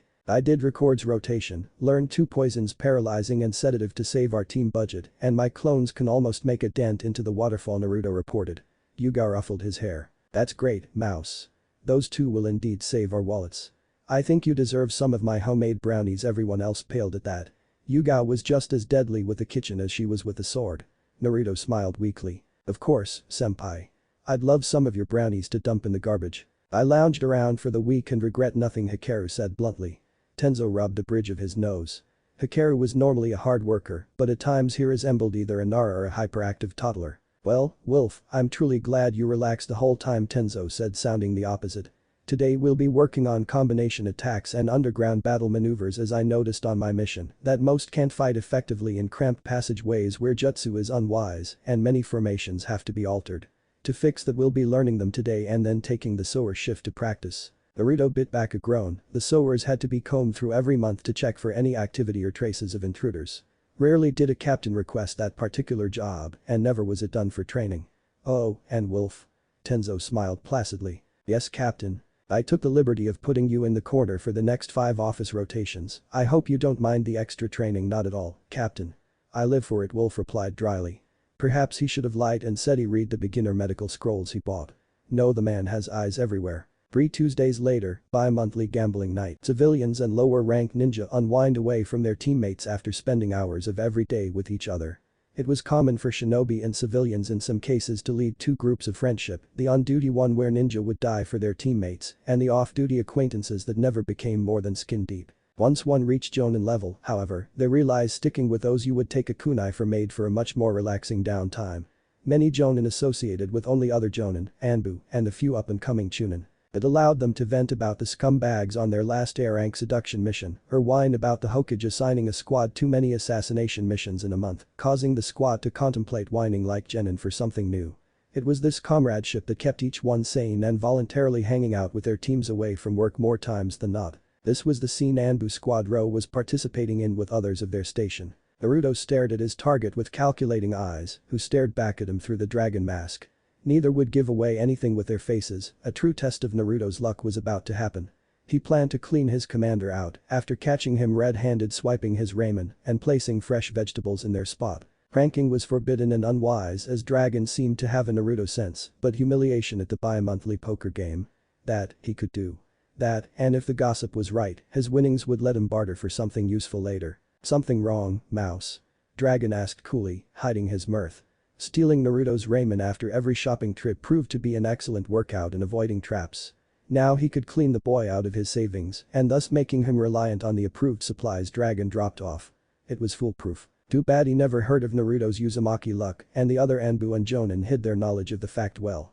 Even the Hokage had to hide his eagerness at Dragon getting his ass handed to him. The man had foolishly bet an 8-year-old Naruto he couldn't infiltrate T&I and swipe Ibiki's favorite torture chain. 2 days later a dusty and tired Naruto set said chain on Sarutobi's paperwork and walked out while cackling. He learned his lesson. No, of course not Dragon-sama.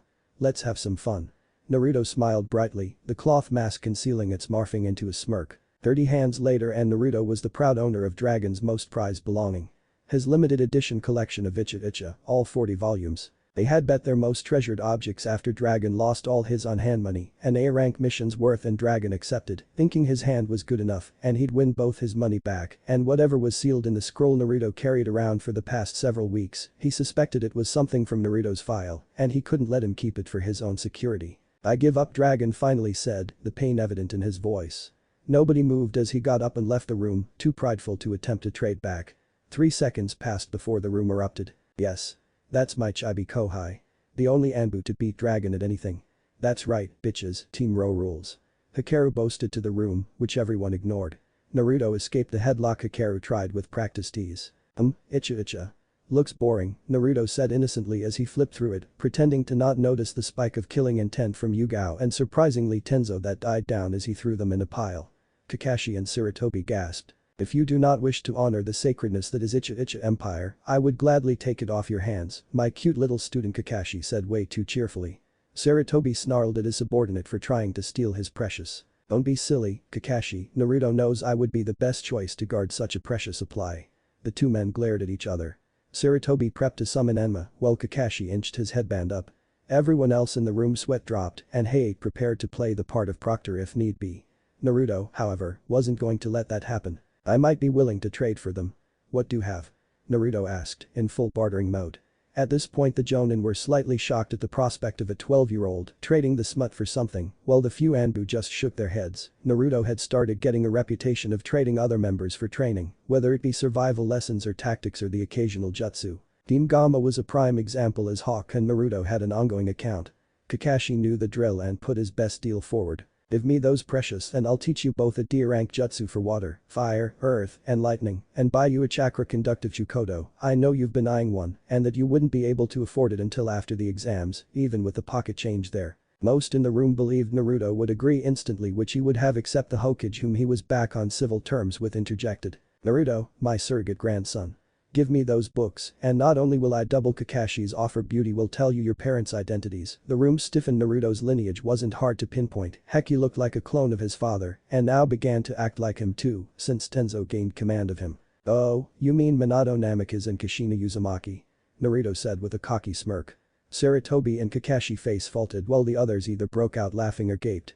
How did you know? My mother's name is on the memorial stone, Hokage-sama, and as for my dad, he paused for dramatic effect. I didn't until you confirmed it. Naruto lied, covering up his borderline illegal searches. Sarutobi went bug-eyed at this, falling for it completely. To be honest, the Hokage was just using this obsessive bartering to tell Naruto his parents' identity. Kakashi knew, the other room members knew, and Naruto knew the Hokage had been chickening out from having a private heart-to-heart on the matter. It was the only reason Naruto didn't go nuts on the man for his little ploy. Kakashi chuckled, remembering another blonde who had a flair for making higher-ups tell him what he wanted to know without lifting a finger. But you know Hokage-sama, I'll accept Kakashi-senpai's deal and you'll still be giving me everything you offered minus the information. Why would I do that? Sarutobi demanded, miffed at being outmaneuvered and still peeved at himself for not being able to work himself up to have a private conversation with Naruto. Naruto inspected his nails. Oh, just because if you do I'll train you in the art of defeating paperwork. He pulled out his trump card, which he would have used soon to discover his parents' identity soon enough anyway. Now it could be put towards more training. Sarutobi was at his side, bowing down. Please, teach me, Naruto-sensei. Very well, my young grasshopper shadow clones. Now you can train me after the Chunin exams. Kakashi-senpai, I'll see you Sunday where we can learn a jutsu or two a week. I'll have the Anbu supply store put my weapons on your tab now I can have a backup Chukoto. Oh, and don't worry, I forgive you, I will be pranking you non-stop after the Chunin exams, but I forgive you, as long as tomorrow I can talk to you privately about it. I have early office guarding, so Jana. And he shined away before anyone could get a word in. 5 minutes later Sarutobi smiles gently and then chuckles. He wants to talk tomorrow. And he forgave me. Maybe there is hope for me yet, even if I will have to go through his vindictive side of pranks first. Excuse me, I have paperwork to give to clones. And the god of shinobi follows his surrogate grandson's example, leaving behind a stunned crowd. Does anyone else feel inferior to the 12-year we could all beat into next week with our hands tied behind our back? Gemma manages after a moment. Absolutely was the unanimous reply. Hikaru felt the need to soothe their prides a tiny bit. If it makes you feel any better we'd have to fight him with only one hand restrained, he graduated from no hands last week. He joked. Somehow that made them feel worse. Naruto's apartment. Naruto lay awake, giddy but saddened by the night. On one hand he not only confirmed his parents' identities and set up the basis for any revenge pranks, but he got 8 new jutsu in the making, being a Jinchuriki, had the perk of having enough chakra to perform a variety of jutsu from every element, even those opposite in nature. On the other hand, he had expected a different scenario for his heritage reveal, something more heartfelt. At least he had a meeting tomorrow to talk to the Hokage about it in private. The last few months had been the highlight of Naruto's life. No one looked down on him except some older Anbu from the other squads, but Dragon put that to rest quickly during the first inter-squad training day. Tenzo told him last week how they were ordered to steer Naruto away from the village's eye while on the 3-month grace period. Team Ro all looked guilty at that and believed Naruto would hold a grudge over it. He didn't. In fact, Naruto only snuck away to Ichiraku's occasionally now, much to Dragon's ire, who for some reason detested his habit. Otherwise, he shopped, ate, and hung out at the upper-level shinobi-only establishments, becoming a part of the older generation of shinobi circle, realizing it was overall better than his life before with civilians and younger shinobi. Many hardly gave him a second glance now after Hikaru had paraded Naruto around the hotspots 2 weeks after his enlistment. His life was just beginning to settle before tonight happened. Knock. Knock. Naruto, I know you're up. I'm coming in. Kakashi's muffled voice grows distinct as he works his way to Naruto's bedroom. Entering quietly, the copy ninja takes in the slightly messy room and quarter-filled bookcase. On it were novels on everything from chakra control to a few comics. There was even a lone cookbook for shinobi. I see you took up reading. He asked, a bit surprised. Naruto wasn't exactly the most studious ninja based on his academy records. For his part, Naruto glared, and in the moonlight it was terrifying to see those ice blue eyes almost glow. I always liked to read, senpai, I just never had enough money to afford more than a couple before the yearly break-in on my birthday would destroy them. My academy grades were falsified. I made A's and B's on every test for the last 2 years, but Mizuki graded for Iruka. What went unsaid was him changing the papers out, and Kakashi winced at his own stupidity. It's okay, I know it will take years before people see me as more than a failure, and my prankster reputation didn't help things. You do have a larger vocabulary now than a few months ago, Kakashi commented. Naruto smiled slightly. Yeah, well that's Captain Tenzo, he doesn't tolerate Ro members being unrefined in speech, so he assigns vocabulary work and. Am I the only one that can viably see Tenzo's personality making him a speech Nazi? I feel the only reason he didn't beat manners and respect into Naruto was for plot continuity on Kishi's part, not that Hikaru does it. Both chuckle at the abnormal Hyuga and his ability to cause Tenzo headaches. The room then falls to an uncomfortable silence and Naruto fidgets. Is there something you need, or do you just like breaking into your neighbors' homes in the middle of the night? Kakashi sputtered. Then no. I came here to talk. Your father was my sensei, and that's why I started teaching you, though now I do it because you are my favorite student, more so than my idiot team. It was true too, Kakashi often grumbled about the said 3 idiots at dinner. Oh. Did they love me? Naruto looked up with glistening eyes, asking the question he had wanted to ask for years, but could never muster the courage to. The record's discovery made him even more curious. Kakashi scoffed. Love you? They adored you. In fact, when Sensei heard that Kushina was pregnant, he fainted before using Hirishin to announce it to all his close friends. There was one time and stories passed by Kakashi's lips like a dam being released. Both shinobi found solace and closure with each word uttered until they found themselves clutching their sides from the great ramen chase that resulted in Minato proposing to Kushina at Ichiraku's. Haha. My dad knew how to pick them, and conversation stopped as Kakashi's Anbu tattoo pulsed with Naruto's. Village infiltrated. 8 alive perpetrators, attempted assassination of Hokage. Failed, but the survivors on the run. All active squads. Plan Delta. Retired and reserve. Report to Hokage Tower. Naruto's blood chilled even as he unsealed his spare uniform and mask. After months of drills and mornings with Guy, he was dressed in 30 seconds. Without a word, Naruto leaps through his window and towards the Inuzuka compound, Kakashi going the opposite direction to meet the reserve captains. Naruto lands in the meeting spot along with 2 other agents, an Aburam and Hikaru. Wolf, Lemur, he saluted. Without a word, the 3 turned their attention to Tsume Inuzuka, the Anbu's top search and retriever even in her middle age. Naruto was often included in the division simulations because of his clones, and as such Tsume knew his abilities. Listen up. She barked. 8 ninjas wearing scratched headbands of Kiri escaped through the eastern forest after a failed ambush of Hokage-sama on his way home after a stroll. His guards were knocked unconscious. We managed to kill 10 of them, so these 8 are the stragglers. Everyone, to your assigned teams for this, mouse, 200 clones, 3 for each team and the rest as pursuers. Naruto complied, and 200 puffs later the Anbu were off with the clones to pursue. Naruto sat down next to Hana, Tsume's daughter, who was on medical leave and had a headset connected to each captain. Meditating, Naruto waited for a clone to dispel with information, which he would then tell Hana to relay to the captains, as the radios couldn't handle it if everyone was talking at once, not to mention they were ridiculously expensive and the tattoos couldn't go as fast and were used as a mass call mostly. Less than 20 minutes pass before a rush of memories hits Naruto. Hana. 5 clicks northeast, blue squad clone found the trail headed towards Rice. Hana spoke rapidly into her mic and the Anbu began making their way towards blue squad. Good work, mouse shit, they found 5, but the last 3 are missing. She curses before a kunai embeds into Naruto's shoulder. Hana grabs his collar and yanks him through the air to avoid an explosive note.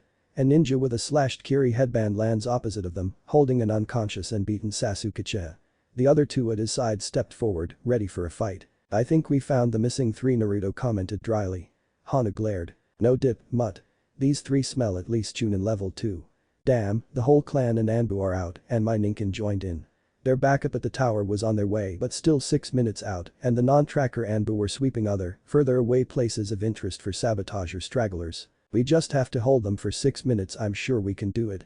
Here is what I think will work, Captain taught me this strategy during shogi, Naruto whispered. Hana looked unsure as the insane idea based solely on assumptions and hoping was laid out in a matter of seconds. But, she told her rational side of her brain, they either went through with it or the 2 forming seals in front of her would kill them. As the 2 in front created a mist, Hana Kawaramis with a Naruto clone on the rooftop, who is hinged to look like her. She waits for the opening, they'd have 1 shot to take them out. The little Anbu wants to play, eh? Kukuku. What point should I take? Heart, Larynx. So young and brave, too bad you have to die. The taller of the 3 cackles and his footsteps echo. 4 Naruto clones holding kunai search around the mist using scent and sound, not that it helped, and 3 are taken out quickly. The real Naruto ducks under a katana intent on lopping off his head with enough force to cut a wall. In the process Naruto nicks him with his own kunai in the leg. He smirks and does the one thing Tenzo always griped about, he talked to an opponent in a fight. Hey, you're not so tough, I've had villagers hit harder than you. I recognize you from the bingo book Rai Yano, aka the Miss Swan-Fanged Dragon, for your abilities in Kenjutsu. A B class, I believe, but that last attack felt more like a genin swatting a training post on an empty stomach. The newly identified Rai fell for it hook, line and sinker, roaring in frustration. Naruto easily weaves in and out at the close-range ragged attacks that had a basic pattern. He was less adept than Yugao at the art, and Naruto got in 2 other jabs, this time in the arms as he launched himself above using Rai's sword as a springboard. From what he remembered from the bingo book tournament that Anbu hosted every month, the captain's way of keeping everyone up to date, Rai was quick to anger and not very bright, his only skill was brutal assaults and the hidden miss jutsu, not anything that required a lot of brain power. Rai looked confused as he felt his body going stiff before not being able to move at all. Bingo, Naruto says before a clone slices his throat from behind. Naruto goes through a few seals, releasing a wind style. Great breakthrough. The already weakening mist is blown away completely, allowing Hana her shot. Itsuga even without her partners her drill attack hits the second one easily as a clone had sliced his hand before being expelled and he was under the short-term paralysis. The third one looked slightly nervous as he held the Uchiha. "He don't come any closer or I'll slit his throat. I swear I'll do it. Let me go," and his eyes widen and he screams as a Chidori is slammed through his chest. A murderous-looking Kakashi appears from behind, snatching his student away. Without a glance he's off to take Sasuke to the hospital. Several of the reserve and active Anbu surround Hana and her kill, while Dragon and Tenzo land in front of Naruto, who was winding down from the adrenaline. "Mouse report," Dragon commands, snapping Naruto back to the situation. "After we relayed my clone's findings, it became clear that there were 3 missing from the group when a kunai hit my shoulder here." Naruto winced at the memory. A medic wordlessly healed the wound that was rapidly closing on its own.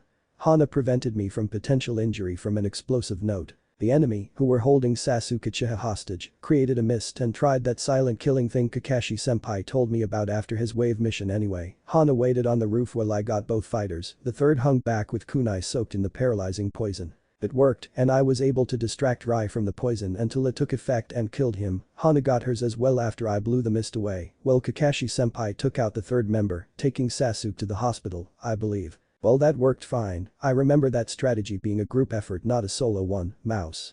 If they had an immunity to the paralysis or were intelligent, then we would have died." "I know, Captain. But they were from water. This variation I used is native to fire, and as such I took a gamble, otherwise a full-on battle wouldn't have worked. I would have had to resort to Kenjutsu, some ninjutsu, and shadow clones. One Rai was better at and the other 2 weak on strategy or easy to dodge." Naruto tilted his head defiantly at his captain. It was the best plan he could think of as Hana was on injury leave and Naruto wasn't fully equipped or with his team. Tenzo sighed after a moment and Dragon nodded. "You did well, Mouse, even if you did rely on a huge gamble.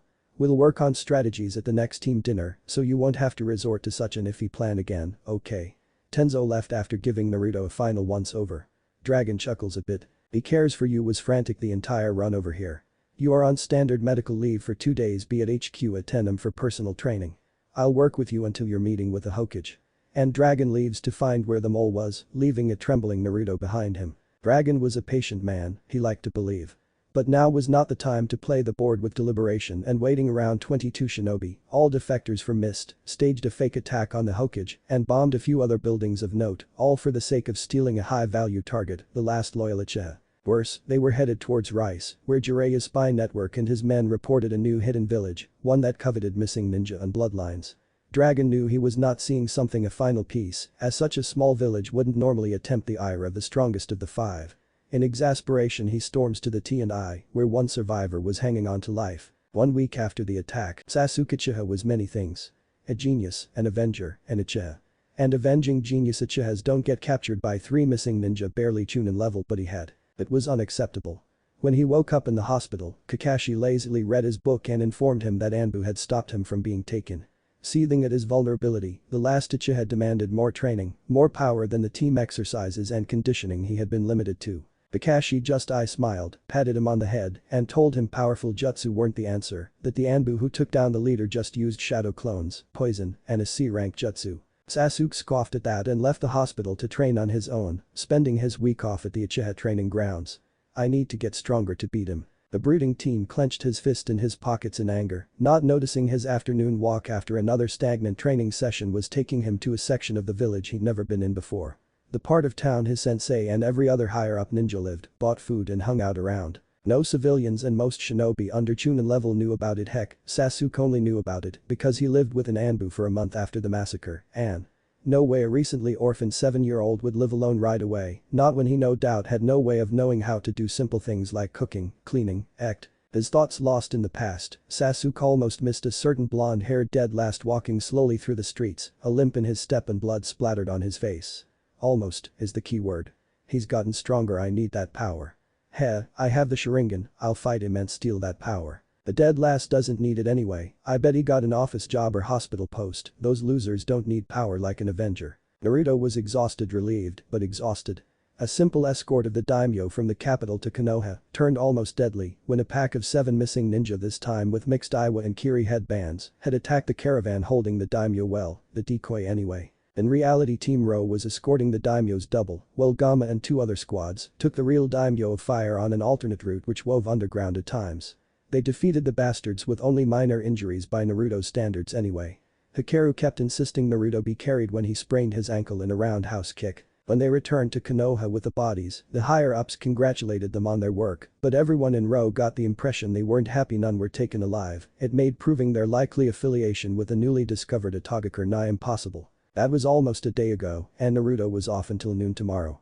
Until then, the exhausted Anbu had plans to secure his apartment, shower, and sleep with his newly made sound barrier seals and privacy seals. Months of work would pay off, as Guy's voice was not something one could learn to tune out. That was Naruto's plan. Before the Uchiha he saved not that he would ever know stopped him on the street. "Fight me, idiot," Sasuke demanded arrogantly. Naruto looked the brat, for Sasuke Uchiha was very much a brat in Naruto's eyes now, and stared at him with tired eyes. "No," he said simply and attempted to step around the older boy. "HN? Scared? You will fight me," Sasuke said and blocked his path again. Naruto sighed, wishing he had agreed to go get sushi with Hayate and Yuga now, or even the hot springs with Hikaru. He idly wondered if this was karma for slipping away from his comrades. "Nah, not even karma is this cruel. I just got back from a mission, I'm tired and have no time for you, leave." His voice was cold, but Naruto didn't care. He had a, hopefully still hidden, raiment stash waiting for him and warm shower calling. Sasuke grinded his teeth. He didn't used to be this unhinged, but the last time he saw Naruto had showed him how far behind he was falling. If a loser could overtake him. "If you won't fight me willingly, I'll make you. Fire style. Fire dragon jutsu," he snarled. Naruto's eyes widened slightly at this. Sasuke believed it was because he was impressed or scared, and smirked. No, however, the real reason Naruto's eyes widened was his disbelief at Sasuke's stupidity. He replaces himself with a trash can from a nearby alley. "You moron. Fighting between comrades in the village streets is prohibited," Naruto shouted in anger. The Sasuke he knew would never be so stupid, but when Naruto saw his eyes filled with lust for power he groaned. The reports of the Uchiha becoming a flight risk in his search to kill Itachi were not exaggerated. Sasuke prepares another attack when he suddenly slumps down. Dango in hand, glares down at the boy in disgust. "Foolish maggot. Naruto, you alright?" she asks. Naruto nods. Yes, he was no threat, but thanks. "What should we do with him?" Naruto asked.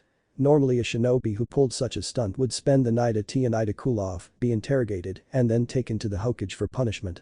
With the Uchiha, though, it was likely nothing would happen. Anko snorted at Naruto's question. "He'll get the same treatment as everyone else, the Hokage doesn't care if he is the last of his bloodline. Weren't you the one who told me the old geezer promised that the village comes before any individual? Isn't that what he told you during your talks?" Naruto winced a bit at his own unsaid accusations. He had patched things up with the Hokage completely when they had their heart-to-heart and Naruto made him wear orange all day and rubbed his hair sheepishly. Sorry. You're right. I'll leave him to you then." And Naruto takes off before Anko can yell an indignant "Hey. You should take him," and slips into his apartment through the window. The next morning Guy woke Naruto up at the normal forum time, somehow bypassing all of his seals again. "Yosh. My youthful morning student. Let us bask in our youth and discover what the springtime of youth has in store for us today. We shall spend the morning together before your youthful shift starts." Guy shouted in Naruto's tiny room, his flailing arm almost knocking over the bookcase. Naruto blinked blearily. "What did you say?" He mumbled through his mask he never did get a shower as Anko showed up demanding dango after he checked his traps and fed the plant and thus was still wearing what he had on yesterday, making him seem more like Kakashi than ever. "Oh. You're too hip and cool, mini Kakashi. Never fear, I shall show you the way back to youthfulness." Guy swung the still half-asleep Naruto over his shoulder. "We shall take an ice-cold swim in the river before running around Konoha on our hands." By the time Naruto fully awoke he was cursing Guy with his very soul as the water bit into his skin. Note to self. Research better security seals. With that thought in mind Naruto begrudgingly swam the laps with the green monster, never noticing Dragon observing from a nearby tree. "I know what you're thinking, Mouse, but just like with your Raymond, your house will never be safe from Guy. Your training with him is too amusing. Though perhaps I should have let you sleep in, seeing as your squad did just complete an AR rank escort mission." Dragon continued muttering to himself as Naruto crawled out onto the bank and was given the leg and chest weights he wore while training with Guy.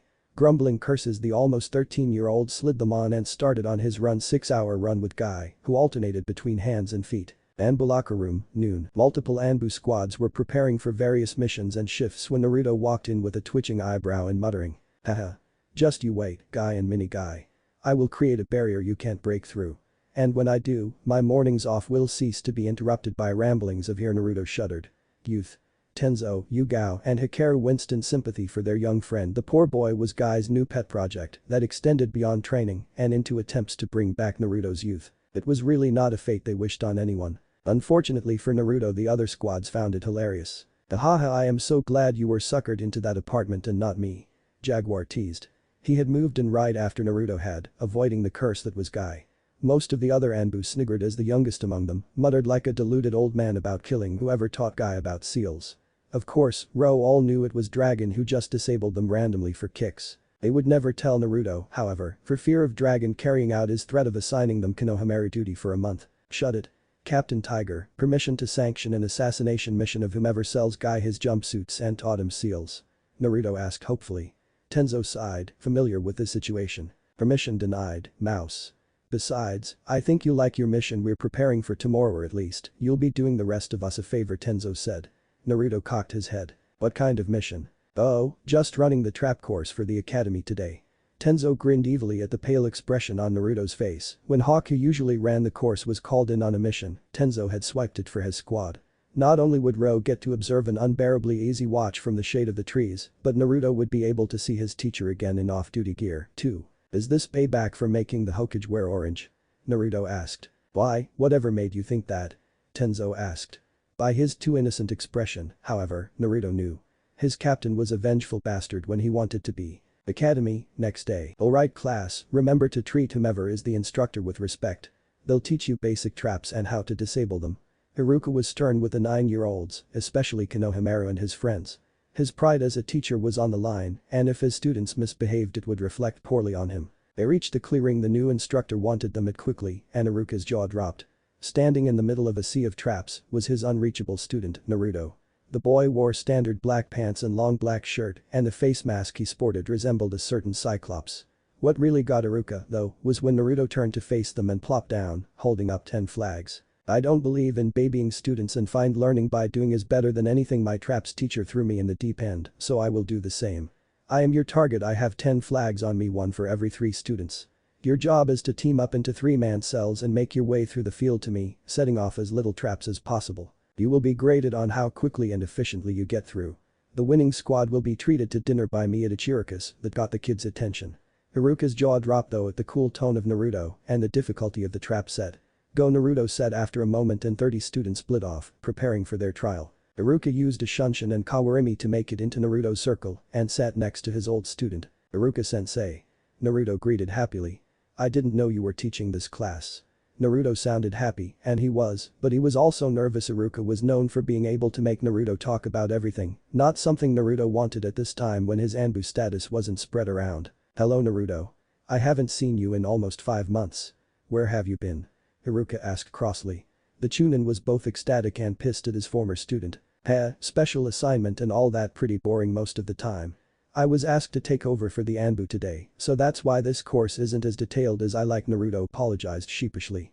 Iruka gaped at him, flabbergasted that this monster of a test wasn't the final product and forgetting about Naruto's situation in the moment, just like Naruto hoped for. What do you mean as detailed as you'd like? This is high genin level, not meant for academy students. You can't expect 9-year-olds to succeed. Iruka ranted on to Naruto, who began tuning him out. Finally the Chunin ran out of breath. You done? Good. Listen, teamwork is more important than flashy jutsu or fancy taijutsu move. If I made it easy they wouldn't realize this. The way my course is set up, they will have to work together to get a flag, while also figuring out how the most common and deadly traps work, even if these versions only shoot out paint. Naruto gave a cold stare, daring Iruka to argue. He'd seen the genin squads and their high mortality rate on missions when their teamwork and basic knowledge was lacking, versus the Anbu squads whose teamwork saved both the ninja and the missions constantly. If being harsh now prevented even one genin death, Naruto viewed this as a mission complete. Iruka looked at Naruto in pride. The boy he knew would have boasted about doing everything alone and screamed a battle cry. Not lecture on the importance of working together and pushing oneself. It made him wonder what assignment Naruto had. A few squads had overheard Naruto and strove to work better together. With new determination the students strove to win, not just for food, but also to make their temporary sensei proud. Up in the trees Hikaru and Yugao played Go Fish. Yo, think Chibi Kohai is really an old war vet in disguise. I mean, he sounds 30, not 12. Hikaru grumbled as he lost to Yugao, who had their captain giving hand signs behind Hikaru, feeling like his favorite squad mate was being dull. "No, idiot mouse is just growing up, something you could learn from," Yugao admonished. She was proud of Naruto for his maturity as of late, she was no longer worried of having two Hikarus on row. What's so bad about being childish sometimes? We accepted this mission so Mouse can hang out with his old teacher, not lecture. Tenzo sighed as the recent bickering topic started up. "Stop it, both of you," Tenzo ordered. His brain couldn't handle another argument over Naruto's personality. "Wolf, Mouse is on a mission, an easy one, sure, but still a mission, and as such is in the mission mode we taught him." At this Yugao looked smug. "And Cat. Lighten up a bit. You are playing a card game on a mission right now, so any jibes on Wolf's maturity are moot at this point. Now it's Hikaru's turn to throw his shoulders back in victory." Tenzo palms his mask in exasperation as the two clearly didn't get it. "Hey, what's up?" Naruto's voice breaks Tenzo from his stupor. Naruto smirked. "The kids are done, I'm just a clone. Boss is taking the winners to Ichirikus." Tenzo nodded. "That's fine, Mouse. After you're done get some rest, we have Sower Patrol tonight." Everyone grimaced. Ever since their first time, Dragon took it upon himself to let Ro handle most of the Sower Patrol, as it became easier with Naruto's clones. "Darn that Dragon, sadistic bastard. See you in a few hours," and he poofed away. At night, "This sucks," Hikaru said as they made their way through the tunnels, not bothering to follow the silent unless necessary rule. Silently, Naruto agreed. He had 20 clones do a preliminary sweep, but they still had to double-check everything. "Shut it, at least we only have the west sector. We should be done within 6 hours." Yugao was in a foul mood. Her date with Hate would have to be postponed as the sour smell took hours to get out. "It's not so bad. There isn't any." Naruto trailed off, then cursed. "Crap, there's 6 hostiles setting up explosives." They take off soundlessly, Naruto in the lead. No more complaints or bickers filled their thoughts with danger up ahead. They became the elite Anbu of Konoha. They reached a section of the tunnels the clone dispersed. Suppressing their chakra looked from the shadows. 6. Wearing scratched Kumo headbands, Tenzo signed. "Recognize the one in the back, Kumo B rank. Takashi the tank. Went rogue 3 months ago." Naruto signed back. He was well versed in the bingo books now, as he was determined to win the vacation passes for his squad at the next bingo book tournament. "Understood. Mouse, throw 5 of your new smoke tags on my signal. Cat, Wolf, kill the 4 in front. Mouse, capture the 5th working on the bomb tags. When finished, assist me with Takashi," Tenzo ordered.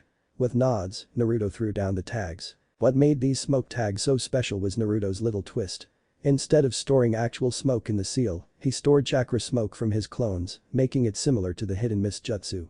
After facing Rai, Naruto had asked Kakashi for the jutsu. After trying it, it became clear that even with it being technically a D-rank jutsu, for Naruto to use it, he'd have to develop a water affinity to perform it with any degree of effectiveness, which Kakashi wouldn't teach him before his wind manipulation was complete, still weeks away, even with clones. To make up for the lack, Naruto altered the standard smoke tag a bit. After accidentally sealing an annoying clone into the matrix, Naruto set it off in frustration, only to grin maniacally when his apartment was filled with a thin smoke. Now, each tag held 20 clones worth of chakra smoke, which lingered longer and blocked sensors and smell, not just sight. Once the tags released a mountain of smoke, Hikaru and Yugao took off, making the 4 in front fell, all of whom were genin level. Naruto went over near his target, who was frantically attempting to finish his seal, but kept making mistakes. Dropping down behind, Naruto took a deep breath and tried out his new jutsu from Kakashi. Earth style. Headhunter jutsu. He whispered, screams of the enemy covering the noise, and sank into the ground. It wasn't perfect, but Naruto couldn't use destructive jutsu in close quarters or risk the man a short balding chunin with a sloppily slashed headband. Under the ground, Naruto's hands shoot out and grab the ankles. Pulling down with all his might, the man lets out a startled yelp as he finds himself neck deep in earth. Naruto reappears behind him and knocks him out with the hilt of his new Chukodo.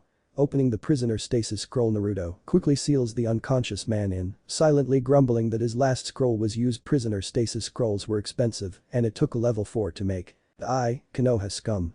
A voice Naruto could only assume was Takeshi rang out. Naruto turns to see his captain and teammates having little trouble with the hulk of the man. Takeshi was powerful with his earth release, but Yugao had cut off one of his hands, making most jutsu impossible.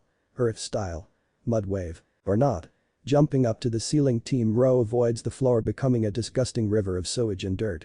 Yugao and Tenzo give a familiar hand sign and Naruto grins behind his mask. He loved this combo, even if it was insanely difficult. Naruto made 3 clones who shunshined in a triangle formation around Takeshi.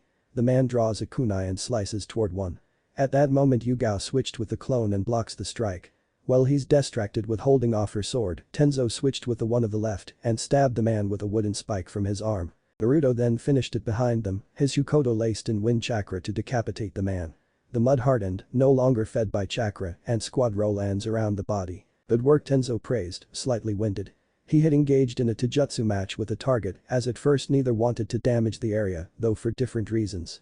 HQ has already sent backup to disable any other threats. Mouse, are you able to dismantle this areas? Naruto studied the matrix on the wall carefully. It was obviously made to be let off domino style, and so he'd have to go dismantle them one at a time. It would take hours. I can, Captain. It will take hours, but I can do it. Tenzo nodded. Good, then we don't have to wait for anyone to come. Take care of this section, we'll guard you. With a sigh, Naruto started on the first tag, slowly unraveling the seal. It ended up taking half a day before Naruto finished the last glued-on tag only because 3 other sections had a domino-style chain as well. Finally done, Naruto rolled his shoulders and turned to his captain. Finished. Please tell me we are off duty now, he begged. Tenzo shook his head. Sorry, but all Jonin and Anbu are to report to the war room for a debriefing, the one you caught cracked. Naruto perked up a bit at that, finally they had information. 10 minutes later Ro found their place on the ceiling, the room too full for the late arrivals. No one talked much, even Guy, kneeling next to Kakashi in the front row, barely whispered. We can now begin, the Hokage breathed, and the already grim room went deathly quiet. Last night Anbu discovered another group of missing nin, this time all from Kumo, setting up a chain of bombs in the underground sewers on a routine sweep. They killed 5 of the perpetrators, one of whom was a B rank in our bingo books, and captured 1. Ibiki and Inoichi uncovered their motive and origin. Most stiffened at what he said next. They were working for Itagakure, the budding village in Rice we've been searching for. It appears they were promised entrance to the village if they managed to collapse the western sector and then capture an unsealed Byakugan or Sharingan user.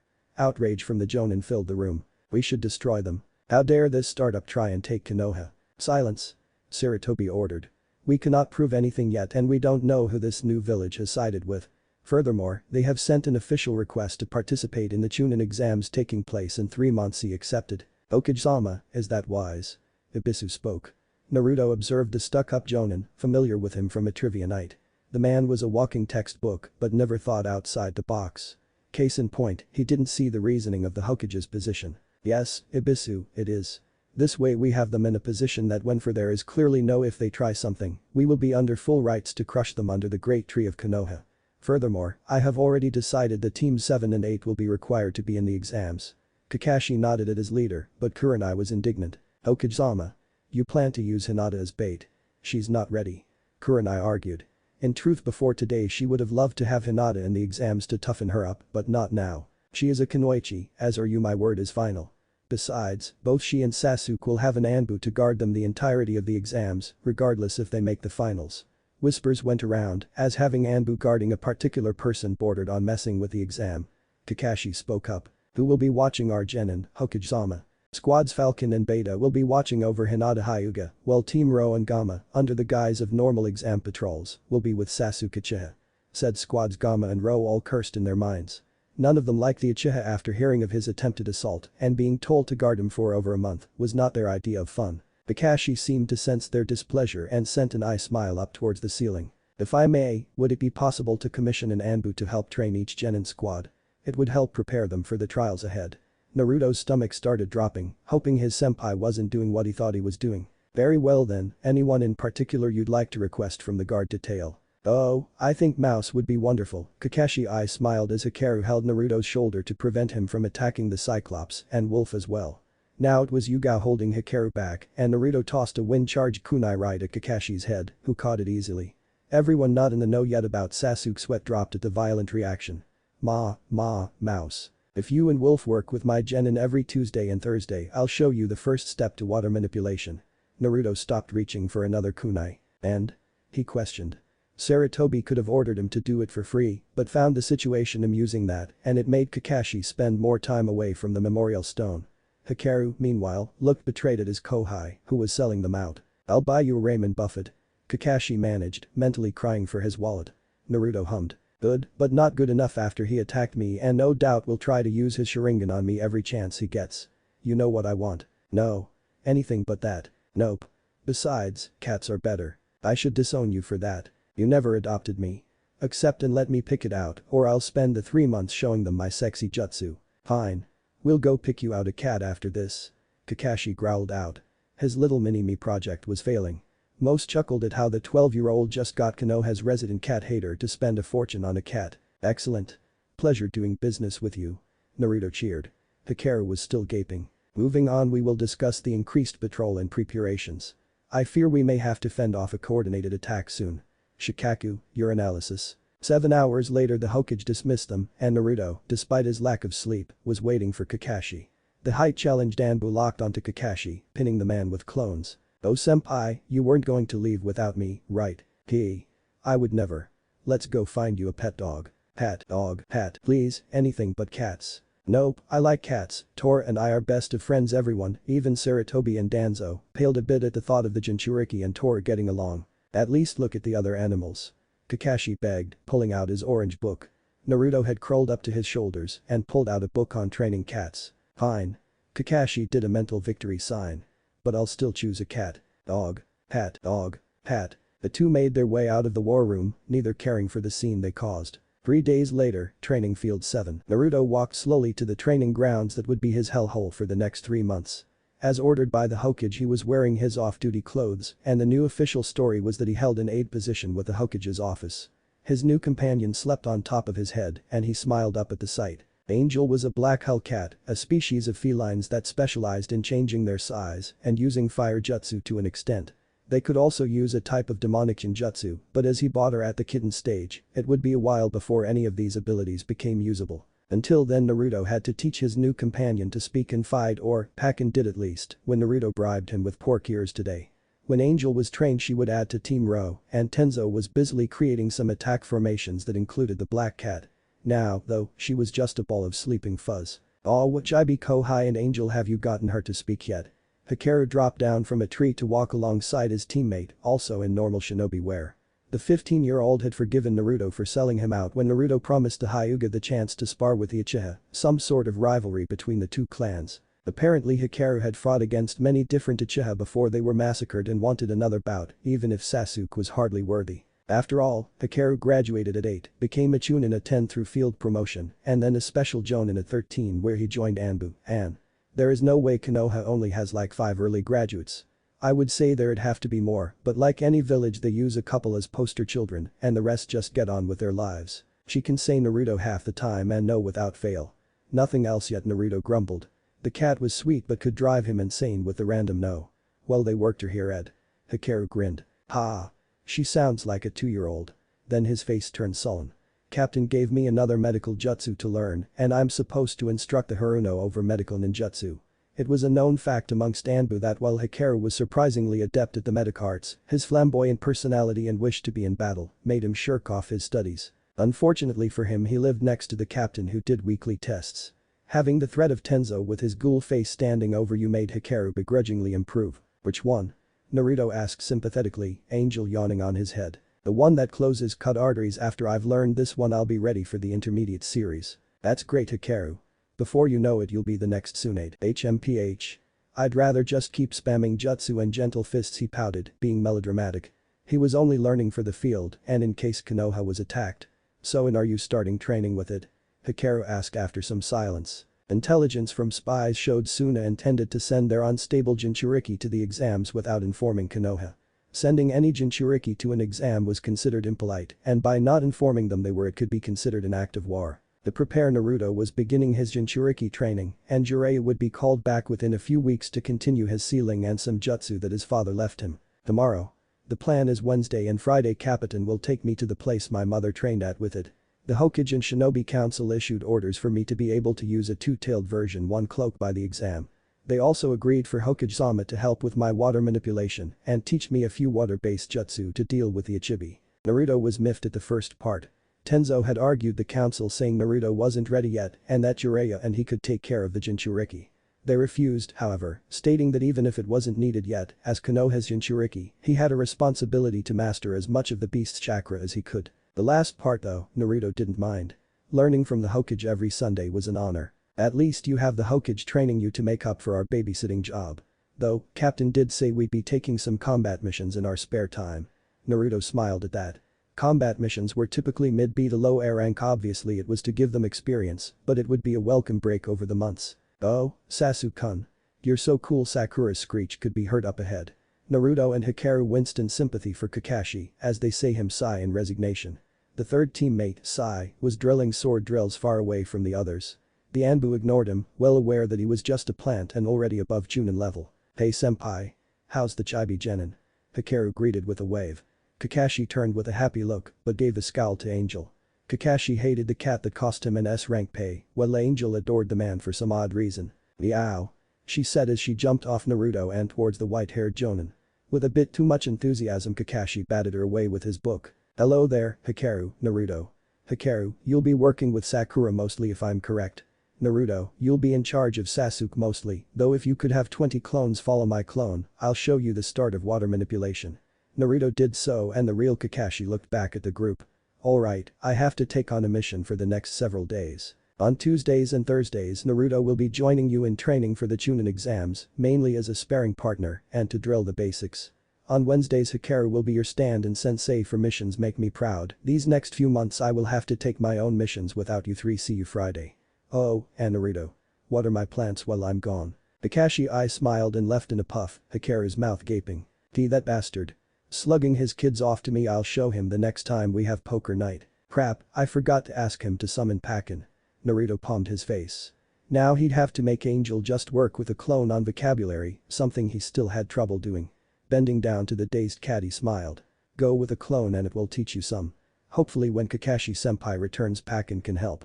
Angel nodded slowly and left with Naruto. She could understand him perfectly, but words were difficult. "HN. Dope, Hyuga, fight me." Sasuke demanded Hikaru and Naruto, though without as much venom as before. Having to clean the guard tower bathrooms humbled him a bit it seemed. Sakura frowned a bit at her crush. She heard what he tried to do and when she talked to her mother about it, the older Haruno scolded her again for being so infatuated with the Uchiha. Sakura still felt a bit of butterflies for the boy, but his disrespect for their sensei and whatever Naruto was supposed to be shocked her. She didn't like the blonde, but assaulting him in the street and calling a stronger opponent dope was just wrong. "Makes you wonder why you liked him, huh?" Hikaru's not-so-joking voice spoke from behind her. Sakura blushed and turned. I don't know what you mean, I love Sasuke-kun," she said instantly, old phrases said on instinct. Hikaru rolled his eyes. "Please. You're 12, almost 13. Give it a couple of years before you love anyone. And besides. The Uchiha is arrogant and cruel. I've read the mission reports. He almost caused a treaty to break on the diplomatic mission when he insulted the ambassador. And on your last bandit raid, the boy broke their arms for no reason before killing them. Would you really want to be around that?" Sakura bit her lip at that. It was true, Sasuke had become more and more angry and unhinged since Naruto beat them that day so badly. Just think about it. Until then, let's get you started on becoming a field medic. With a smile Hikaru led the girl away from the Uchiha. He sent a mental apology to his teammate who looked ready to pummel the brat. "No." Naruto said hours later after making Sasuke learn water walking. His plan was to force the basics like his teammates did, improving mainly the genin's control, taijutsu, and traps. Naruto knew the second stage was in the Forest of Death and as such intended to make his student able to survive there. However, if he had to keep telling Sasuke no to fights, then the Uchiha wouldn't make it to the exam. Arg. All I've done today is water walking. I need to get stronger to beat him. Spar with me. Sasuke was exhausted but wanted more. His Sharingan would make it easy to copy Naruto's jutsu and moves. However, Naruto just sighed. "Sasuke, you've learned a lot today. By Thursday I have no doubt you'll have mastered water walking. Your obsession with killing your brother, I get it, I really do." Sasuke moved to protest, but Naruto cut him off. "I found out my parents were killed the day I was born, that a man caused their deaths. One day, I will find him and take his life." He had found out that a suspected Sharingan user pulled the Kyuubi out and Naruto would make him pay. However, obsessing about it now won't do anything. Look at it this way. Itachi killed the Uchiha and they all had friends, lovers and teammates outside the Uchiha walls. Wait until you're able to beat Kakashi. When that day comes, call on me and I and others would gladly help you track the traitor down. I have to do this alone. Why? Because it was your family. Don't be stupid. With teammates you can take on any opponent. And I'm sure you'd be allowed the killing blow." Naruto watched Sasuke's face carefully. He seemed to go through a range of emotions before settling down. "Fine. I'll try it your way, but I'm still behind. How did you get so strong?" Sasuke wasn't so much angry at this point but desperate. Naruto was clearly a Chunin level he could see, while Sasuke looked weak now. Lots of shadow clones, which you can't make. Yet he added. I'll compromise. If you work hard on what I want you to, I'll teach you some of my special traps. Sasuke looked dubious. I prefer ninjutsu. Naruto smirked at this. So do I, but one of my traps took down a B-rank shinobi, he said, leaving out the part that it unincapacitated the guy, and Hikaru finished him. No need to tell the whole truth. Sasuke looked a bit more intrigued. Yes, traps can take down anyone, if done right. Plus, I'll show you the Shunshin Thursday. He dangled the carrot and Sasuke fell for it. Deal. But if I don't think your idea of this teamwork is helping, I'll kill him by myself. Sasuke didn't say it out loud, but he realized playing along until Naruto fell by his hand was better than arguing. He'd learned this shadow clone one day and easily beat the former dope before moving on to his brother. Naruto just nodded at Sasuke's sort of agreement. No way he'd let that happen, but decided to let the guy sound superior. Here's a book over the basics of trapping. Angel, time to go. Naruto called, and without another word boy and cat walked away, leaving a thoughtful Uchiha looking through the book titled Genin Level Traps, book 1 of 3. Not knowing Naruto was already through the whole series that went through Jonin, Sasuke pored over it, secretly imagining Itachi dying from a kunai wire. Private training grounds. Naruto used Shunshin to reach the waterfall where 20 clones cut the water. Pleased it wouldn't be long before he could do it himself, he turned to his partner while unsealing his training weights. Hello. Naruto. Angel said slowly, working the human words in her mouth. Naruto grinned. Hey Angel. Since we're partners we have to work together in fights. For now we'll do conditioning and an obstacle course together. With a grin the two set off into the late afternoon, Naruto wincing as the new training vest put an extra 5 pounds on him. He was instructed to not use chakra while in weights to get him better conditioned faster. Made sense, but that didn't mean Naruto had to like feeling weighed down. At 8 p.m. Naruto dragged himself inside his apartment, Angel hanging over his shoulder. Stupid cat making me carry her. He muttered. Turning his doorknob he slumps inside the doorway, only to become on guard instantly with his Hukoto in hand. He felt a presence in his apartment and they were masking it well. Inching along the wall he pumped chakra into a seal, releasing his chakra smoke tags. Or, he would have if the commander hadn't thrown him to the ground. Almost acceptable. But next time be on your guard before you enter. Dragon said dryly as he pushed his sandal on Naruto's head. Yes, Dragon-sama. What are you here for? Naruto asked through the carpet. I doubt it's just to stalk me, though you do it a lot. Correct, I am here on business. Make me tea, he ordered. Naruto grumbled but complied, and soon 2 cups were on the table. Dragon drank slowly, his mask under a Jinjutsu to allow him to move it slightly to drink. I understand you are to begin on learning your Jinchuriki powers tomorrow. It wasn't a question, even if it sounded like one. In that case I came to warn you to be careful. Normally we would wait until you reached 14, but with the threat of conflict Konoha has no choice. Even so, I won't have you become reliant on your Biju. As such, while you are in mask, you may not use any demonic chakra unless in a life or death situation, and even then I would rather you come up with something else. Naruto understood what he was saying and gave his agreement. Furthermore, I will be training you and the cat on Jinjutsu. Before I made commander, my Jinjutsu was renowned. Dragon sounded almost mournful but quickly hid it. Here is a scroll over Jinjutsu and another over Hellcats and their abilities. He placed both on the table. Wait. I thought angel species used to ally with the Uchiha. How did you get one of their scrolls on them? Dragon chuckled. I have my ways. I expect you to have both Red and the kitten to access her chakra by next week. And without a sound Dragon was gone. After a moment Naruto cleaned up before laying in bed, opening his first scroll. Ninjutsu Theory for Dummies Chapter 1, he muttered. Next day, Naruto was ready. Guy would be in for a nasty surprise when he broke in. Before he fell asleep the young Anbu had set up his nastiest traps in preparation. Hearing the front door open Naruto hides a mischievous grin. Yosh. Good morning Naruto. My most youthful neighbor, let us start our youthful morning exercises. And to Naruto's horror the green man had somehow gotten out of all his preventative measures.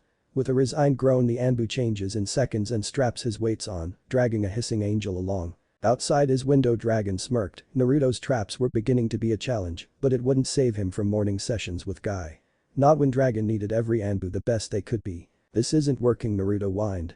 He had been attempting to meditate for hours to no avail. He couldn't access the fox's chakra. Just keep trying. Tenzo sighed in frustration as well. He hadn't thought getting Naruto a meeting with his tenant would be so difficult. This was the 6th lesson and they had tried sparing, using all of his chakra, and now meditation. Nothing worked. Tenzo didn't whether to be proud or angry that the boy had such a lock on his emotions that taunts and slurs did nothing to draw the Kyuubi chakra out. Yo. Chibi Kohai, what's up? Hikaru greeted as he jumped down to the valley they were practicing in. We have dinner tonight to go over Kakashi's team's progress, remember? Oh wait, Hikaru-senpai, I have to access the fox's chakra. Naruto bit out between deep breaths, eyes closed in concentration. Hikaru knew his friend had yet to draw on any power and that it was driving the boy mad. A light bulb went off and he signaled Tenzo to get ready. Oh really? But you're so tiny, what's a chibi like you doing trying to use a power you can't understand? A tick mark grew on Naruto's forehead. Only Hikaru and Anko could make him lose his cool. One final button mixed with his own anger at his failure would do it. With a grin, Hikaru swiped Naruto's headband off his forehead. It was one of his most precious possessions as it belonged to his favorite teacher. I'll just keep this till you grow a few feet. He taunted. Naruto let out a fierce growl and red chakra started leaking red chakra, his claws growing longer. Now, Captain. Wood sprouts from the ground and absorbs the chakra, sending Naruto to oblivion. I can't believe that worked, I said, and did things 10 times worse. Tenzo said in awe. Hikaru smirked in reply. Ah, but he views you as a superior and knows you don't mean it. I mock and tease him enough that I know which of his buttons to push and when. Now what? Now, we wait. He's exhausted of chakra and he drew on its power, so Naruto should be able to meet with the fox and ask for power. Inside Naruto's mindscape, Naruto found himself in a sewer, a huge cage in front of him. Great, this is what my mind's like. That sucks, Naruto mumbled. He read in a book over meditation that the mindscape reflected the mental state built from childhood. Needless to say, Naruto's didn't look too cheery. My jailer is here to bug me. What do you want, mortal? A growl came out from the bars. A pair of red eyes and mouth of teeth push against the bars. Remembering why he was there, Naruto sat up and bowed. My name is Naruto Uzumaki, your current jailer. I'm here to strike a deal for both our benefit. What is your name? Kurama barely kept his eyes from bugging. He hadn't had a human bow to him in centuries, much less speak in a civil manner or ask his name. Kurama had looked through the memories of his container's life and was impressed with the human's resolve. It made the old fox almost hopeful. He would give the human a chance, not that the boy had to know. And if he just happened to be the one father was talking about, well, then Kurama would be smug to his siblings that he was the one to guide him. Insolent brat. Don't presume I need anything from you. But, I will listen to your proposition, and it's Kurama, he added as an afterthought. Later, Naruto sat up slowly, his teammates looking at him with worry, Dragon nearby as well. We met, he said with a straight face. And Hikaru shakes his shoulders. Naruto gives a hidden smirk, his face mask making him unreadable. Kurama said I can use his chakra as long as I ask beforehand. In exchange he gets a mental connection and something about watching me for signs of being another stupid Nijin before he makes a final decision, whatever that means. Naruto shrugged. Looks of relief spread across Tenzo and Hikaru. Even Dragon appeared relaxed. Kurama? Tenzo asked. Oh, the Kyuubi. He isn't mindless, everyone has a name, Naruto said simply, wondering why everyone was making such a big deal out of it. In the seal, Kurama snickered as he looked through Naruto's eyes at the expressions. Angel popped out of the commander's cloak. Naruto. I learned how to use fire, the cat cheered with the increasing vocabulary and demonstrated with 6 golf ball-sized flames flying at him. After dodging he clapped his hands. Good job, Angel. The cat had taken to Dragon almost as well as Kakashi, and unlike the Cyclops, the commander would teach the feline, not bat it away. Tiger, your squad has guard duty of the Hokage tower tomorrow. Mouse, how has the Jinjutsu I gave you to learn working? Dragon asked. Naruto chuckled nervously. After reading the basics, Cruel Dragon had shown him a C-rank Jinjutsu, forced hypnosis, a basic technique, letting the user put the victim in a trance and offer subtle ideas or have them follow orders for a short time. It was useful for making prisoners or clients more compliant, though until mastered the illusion could be broken by any genin. Once fully learned, most chunin would succumb, meaning it was extremely useful. It doesn't last on the clones for more than a few seconds. My control isn't the best, though now that Kurama and I are working together, it should improve. Hikaru hummed. I'll teach you waterfall walking. It's advanced enough that your control will end up improving to the point of making the Jinjutsu work. He offered. Do that, Wolf. Mouse, have this mastered by next week or I'll tell Guy to give you extra weight. Dragon said cheerfully before leaving. Naruto paled, then looked at his senpai. Save me. Don't let Guy get to me, I'm already wearing 15 pounds on my legs and 20 on my torso. PSH, that's weak, Chibi Kohai, Hikaru mocked. That is pathetic. Grow some muscle. Kurama mocked along, already liking the Hyuga. Naruto sputtered a bit. Fine. Be that way, I'll just tell Guy you'd like to join us. His eyes turned devious and it was Hikaru's time to pale. I think Hiashi-sama needs me at the clan compound for a few days. Jana. And he leaves as well. Tenzo looks down. From now on we'll work on you using the fox's Kurama as he backtracks at Naruto's glare. Angel joins in for effect. chakra without you losing control. By the exams the elders want you to use 2 tails worth, but personally I don't think you can do 2 tails. I think you can control 4. With a proud smile Tenzo helps his subordinate up. How about some sushi, my treat? Sushi? Was the dual cheer of Naruto and Angel. Sarutobi's office, next day. As reward for his accomplishment Naruto was given the most sought-after spot in the office. The left rafter above the desk. In this coveted position one had the breeze from the windows and none of the tobacco smell. Furthermore it had a nice ledge big enough to sit on. Yes, it was bliss. Sure it also was the spot of the messenger, but rarely did that happen and Angel had a spot nearby under the desk. It was decided that the cat was to run inter-village missions with them as she proved to be adept at fighting and stealth, until a certain toad sage came in through the window. Hello sensei. Mind telling me why you recalled me 3 months early? Jiraiya was a diligent shinobi that loved his village, but he enjoyed his time on the road damn it. Ah, Jiraiya. I am glad you came quickly you're aware of the intelligence reports over this Atagaker. Sarutobi blew on his pipe. Naruto listened in office duty was monotonous but let you in on all the juicy parts of the village running. Not that the Anbu would ever discuss what was said.